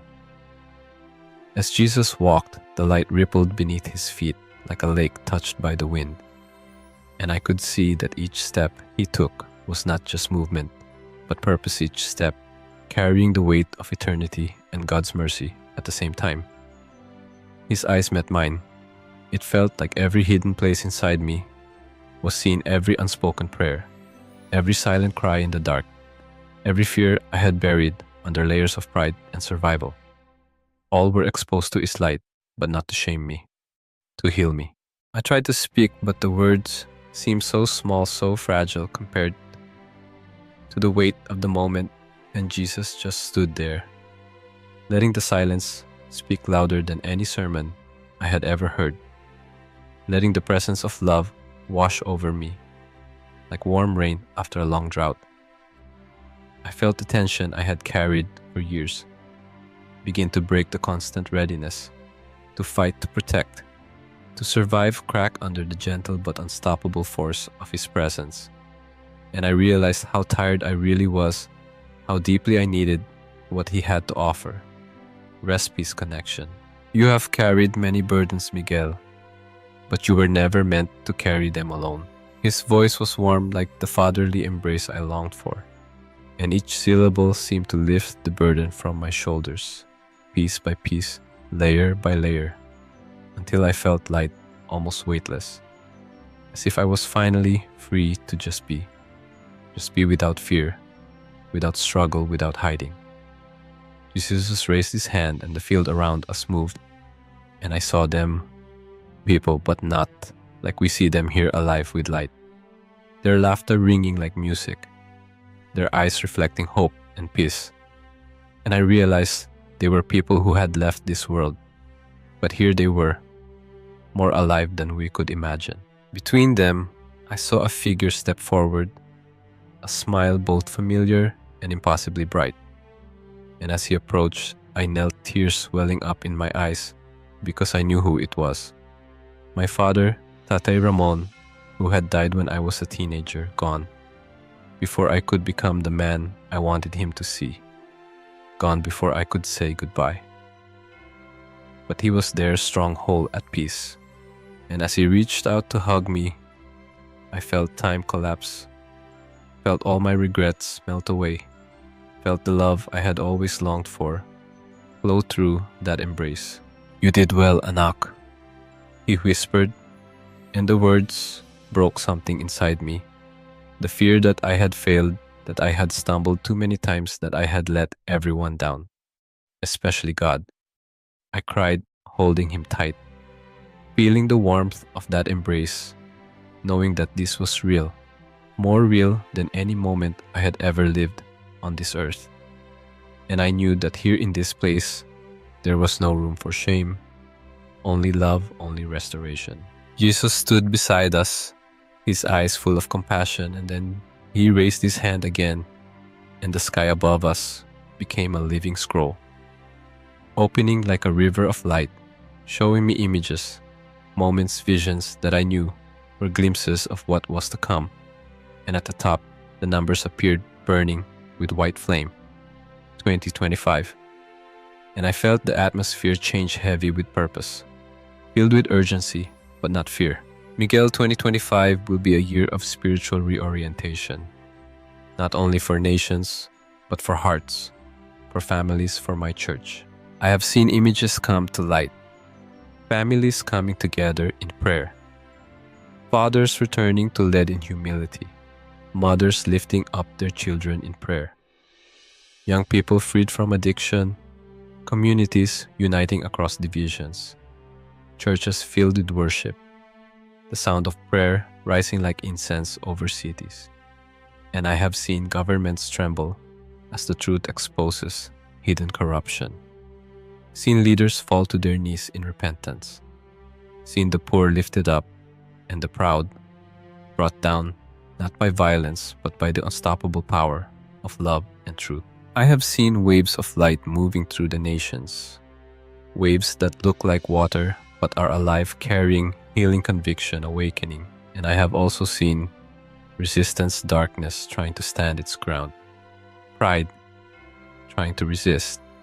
Jesus raised his hand. The sky above us split open like a coil of living fire. The numbers 2025 blazed in the sky, and the air around me tightened with the weight of holiness, like the breath of God about to speak to the earth. Feeling my spirit lean forward, every part of me, desperate to hear what he was about to say. Flashes of light, images overlap like waves. I saw cities shake, churches awaken, families weeping and laughing as the reunited children, kneeling by their beds, praying with their hands raised, tears streaming down their faces as the presence of God filled their little rooms. And I also saw darkness screens lit up in empty rooms, anger coursing through the veins of nations' divisions, fueled by lies dripping like poison into minds that are constantly searching for something to fill the void they refuse to name. Jesus said, Miguel, 2025 is not the end but a turning point, a moment of divine realignment where I will shake what can be shaken so that what is eternal will remain. His word shook within me, a thunderclap wrapped in peace, and I watched the ground beneath cities crack, not to swallow them, but to expose what had been hidden under layers of corruption and pride. The lies told in boardrooms and behind pulpits, the secrets that leaders thought would never come out. And I saw light shine into these cracks, demanding truth, demanding justice, demanding purity from those who claimed to speak for God while serving themselves. I saw families on the brink of collapse, parents screaming in silent kitchens, children hiding in their rooms. Then I saw families on their knees, fathers with trembling hands, raising their hands in prayer. For the first time, mothers weeping for their children, the presence of God filling the living room, turning it into an altar of hope. I will call my people back to me, not through a fear, but through invitation, through a whisper in the night telling them that there is more, that I am near, that I have not abandoned them. The visions change, showing nations standing at crossroads, made of light, some roads, glowing golden, leading to unity, forgiveness, and humility, while while others glow blue with the cold light of pride, comfort, and self-preservation. And I see millions standing there, trembling, their hearts torn between what is easy and what is eternal. And I understand that 2025 will not be just another year, but will be a hinge, a plank on the bridge of history that will determine whether it will stand or break under the weight of choices made in living rooms and prayer rooms, in private moments of surrender, in secret decisions to forgive, to repent, to love when it hurts, to pray when it feels empty. Tell them I am not waiting for governments to act. I am waiting for hearts. I see hospitals where nurses whisper prayers over their patients. Soft, trembling prayers like sparks merging with other prayers until they become pillars of fire that drive back the darkness of disease. I see teenagers in small prayer circles at school, hands clasped, heads bowed, tears streaming down their cheeks. I see ministers tired and cold, face down in empty sanctuary, whispering, God, I need you again, and the sky thunders in response. I see earthquakes, typhoons, floods, not as punishments, but as alarms, shaking the comfort, forcing communities to look up, to realize how fragile their towers are, how quickly the systems they trust can collapse. And in between, I see pockets of light neighborhoods covered with invisible shields. Shields made not of walls or wealth, but of humility, shields made of the whispered prayers of grandmothers, of the silent fidelity of jeepney drivers, singing hymns amid the traffic of children, praying for meals in crowded homes. Humility will be the sign of protection in 2025. Pride will open the door to darkness, but humility will form a shield that no enemy can penetrate. And I have seen churches, some shining as they serve their communities, feeding the hungry, clothing the poor, loving, without demanding to be seen, and others overshadowed by competition, by jealousy, by the desire to be known, rather than to make him known. And the difference is clear. The difference is humility, the willingness to serve. As I stood there, the images fading into a warm, steady light around Jesus, I felt the weight of what I had seen pressed down on my spirit, not as a burden, but as a sacred responsibility.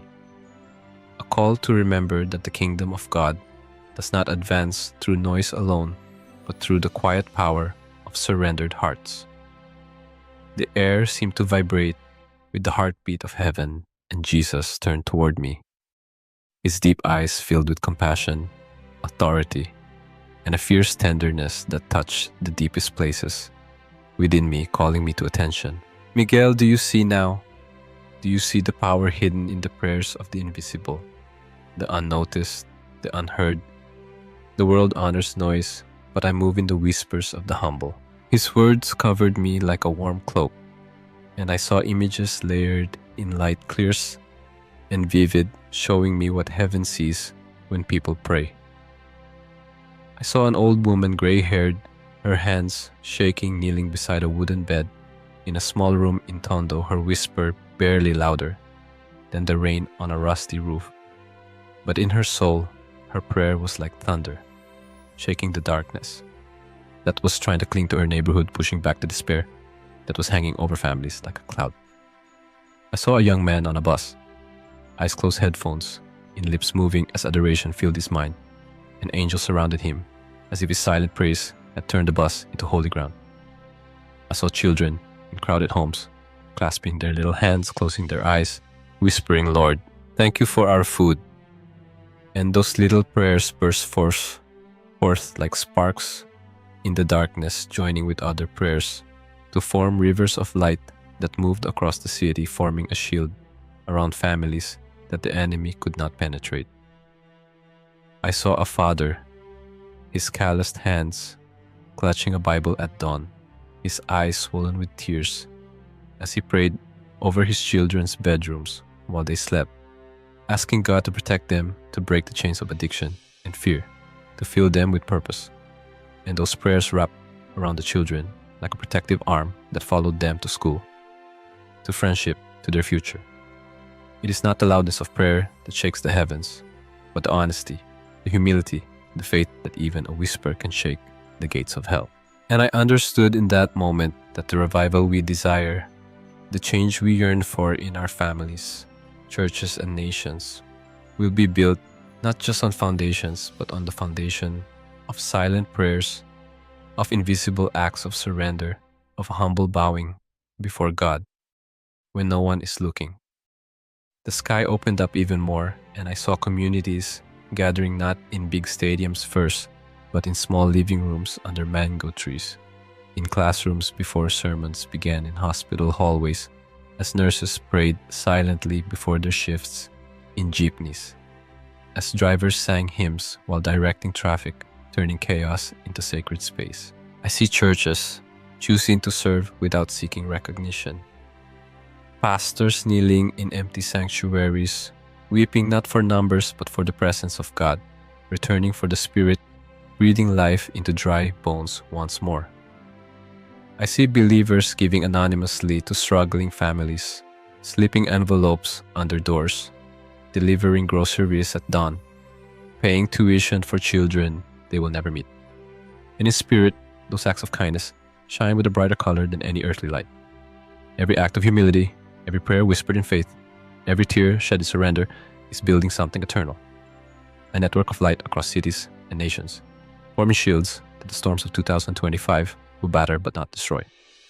Miguel, humility is the armor of heaven, and in the days to come, those who walk in it will walk in authority not because of their titles, but because of their surrender. I felt those words sink into me, reshaping the way I looked at everything I had ever valued.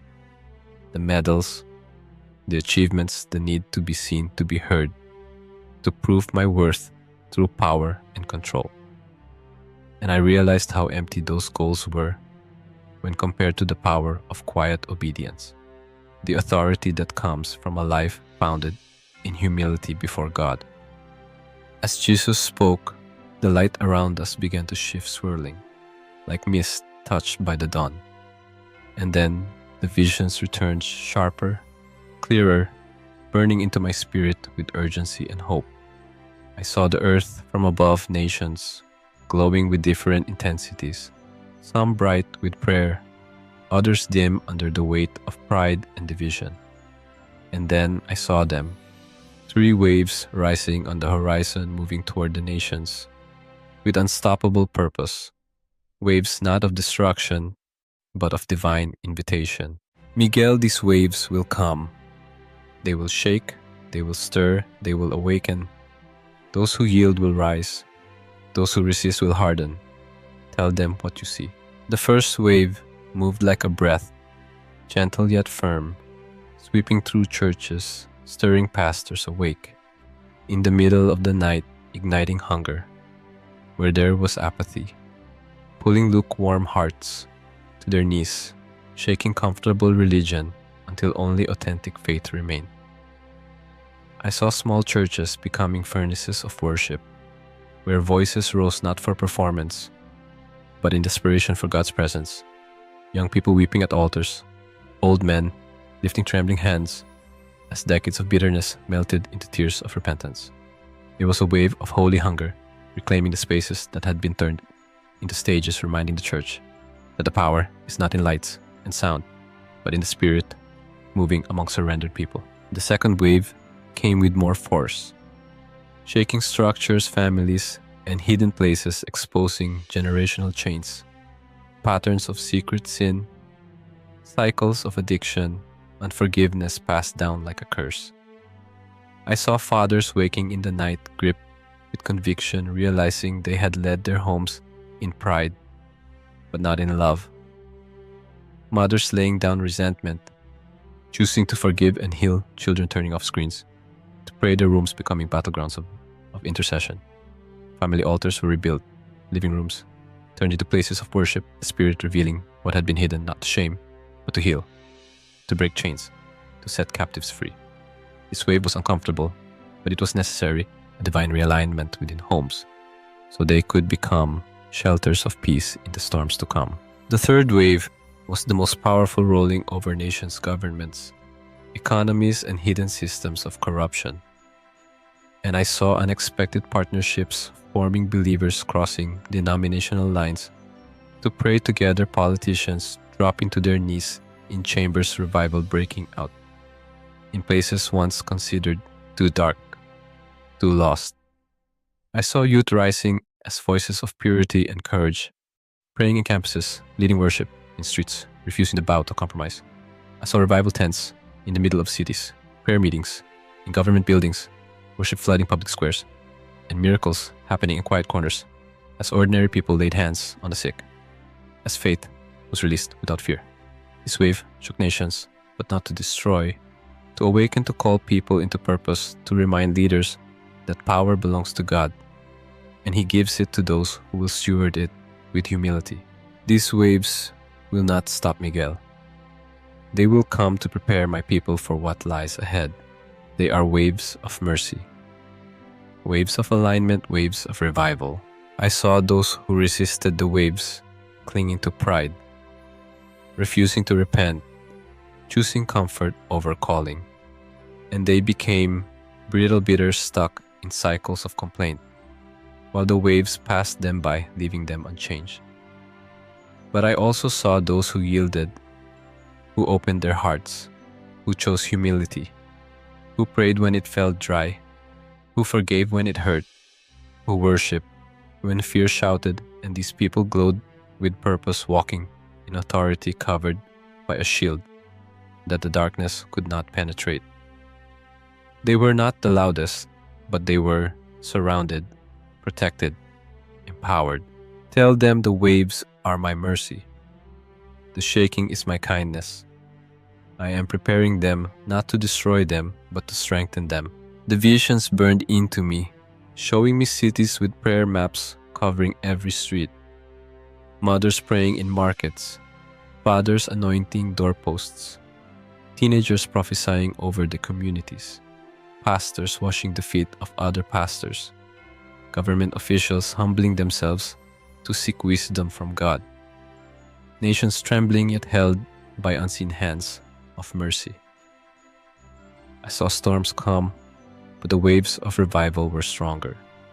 I saw economic shakings, but provision came in miraculous ways. For those who trusted, I saw political divisions, but bridges of intercession formed over them, healing hearts faster than arguments could divide. Miguel told them these waves will come, but fear is not the response. Faith is, repentance is, worship is, prayer is. Tell them not to resist what I am doing. Tell them to ride the waves with me. As the light faded, I stood there trembling. But with a fire in my spirit, I had never known understanding that 2025 would not simply be a year of headlines, but a year of hearts aligning with heaven of homes, becoming houses of prayer, of churches becoming places of power, again of nations being touched by the Spirit of God one wave at a time. As the last images of the waves faded, Jesus turned toward me, His eyes holding a depth that made every excuse I had ever made disappear, and the air between us felt charged alive, like the very breath of God was pressing into my spirit. I could feel my heart beating hard, not from fear, but from the weight of what was happening, a holy moment where eternity touched earth, and I knew nothing would ever be the same. The light around Him seemed to pulse with purpose, wrapping around us like a promise, and for a moment everything else was silent. The past, the failures, the doubts, the noise of the world, all silenced by the presence of the One who stood before me. Miguel, you have seen what is coming, now you must speak. His words settled into me like fire and water at the same time, burning away the hesitation while washing over me with peace. And I tried to speak, to tell him I wasn't enough, that I was just a man who had failed too many times, that I didn't know how to lead or preach or speak like others. But he lifted his hand, stopping the flood of excuses before they could form into words. You are not called to impress, you are called to witness. You are not sent to perform, you are sent to testify. What I have shown you, is not for you to keep hidden. It is for you to plant in the hearts of others.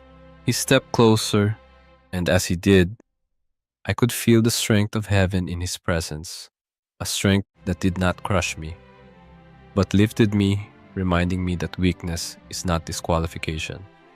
In his kingdom, it is the canvas where his power is displayed. Jesus opened his hand, and in it was a flame, pure, bright, silent, but alive. And as he held it out, I could feel it calling to the deepest part of me. This is what I place inside you. It cannot be extinguished by mockery or fear. It will burn brighter when you share it. And as he placed that flame into my spirit, it felt like every moment of doubt, every battle I had fought, every tear I had shed was being transformed into fuel for this fire, a holy ignition that would not let me return to the man I was before. I saw flashes of people's faces I did not know. Mothers praying over children, fathers weeping at altars, young people worshiping in hidden rooms, pastors preaching with renewed fire, communities gathering, nations trembling under the weight of glory. And I realized this was the mission. This was why I had been sent back. Tell them I am near. Tell them I am not waiting on governments, I am waiting on hearts. Tell them time is not running out for fear, it is running out for awakening. I am calling them to rise, to pray, to love, to worship, to carry the fire of revival wherever they go. As he spoke, I felt the reality of the earth pressing back around me. The sound of boots, the voices, the smell of rain and smoke, the heaviness of gravity pulling at my spirit. And I realized I was being sent back. I looked at Jesus one last time, and his eyes met mine, filled with love, strength, and a fierce urgency that burned into me deeper than any command I had ever received as a soldier. Go, Miguel. Speak. Do not look back. In the next moment, it was as if I fell through 1,000 miles of light, crashing back into my body. With a violent jolt, my lungs gasping for air, my eyes snapping open to the cloudy sky of earth. The sounds of shouting boots, pounding the smell of wet soil, the weight of the world pressing against me. But the fire in my spirit was stronger. I saw Lito's face above me, tears mixing with the rain, his voice cracking as he yelled, "You're back, bro. You're back." And I realized I was, but I would never be the same. I lay there, soaked, burned, alive. And as the medics surrounded me, checking for a pulse they thought was gone forever, I knew, in the deepest part of me, that this was not just a second chance at life. It was a commissioning, a holy assignment to speak what I had seen, to call people to prepare, to wake up, to pray, to humble themselves, to ride the waves that are coming, to be part of the revival God is unleashing across families, churches, and nations. And I knew one more thing: I could not go back to normal, because normal no longer fit. Not after standing in the courts of heaven, not after seeing the fire of Jesus' eyes, not after receiving the flame. He placed in my spirit the flame that now burns for one reason: to be shared, to call the world to awaken, to call you to awaken, for the time is now. Friends, this is not just a story. This is a reminder that Jesus is calling us to wake up, prepare, and pray. 2025 will be a year of turmoil, but also a year of revival. If we are ready, God is not looking for perfect people. He is looking for willing hearts, people who will walk through the storm with Him, people who will bring His fire into their families, churches, and communities. If this message resonates with you, let me know in the comments what you are praying for. Or just write, "I am ready," if you want to say yes to God's call. Don't forget to like this video so more people can hear this message, and subscribe to this channel with the bell so you don't miss the next words of encouragement and prophetic insights that will help you prepare for what is coming. Together, we can build a community of faith, prayer, and action, preparing for the revival that God is bringing. Thank you for being here. Keep praying, keep preparing, and keep your eyes on Jesus. See you in the next video.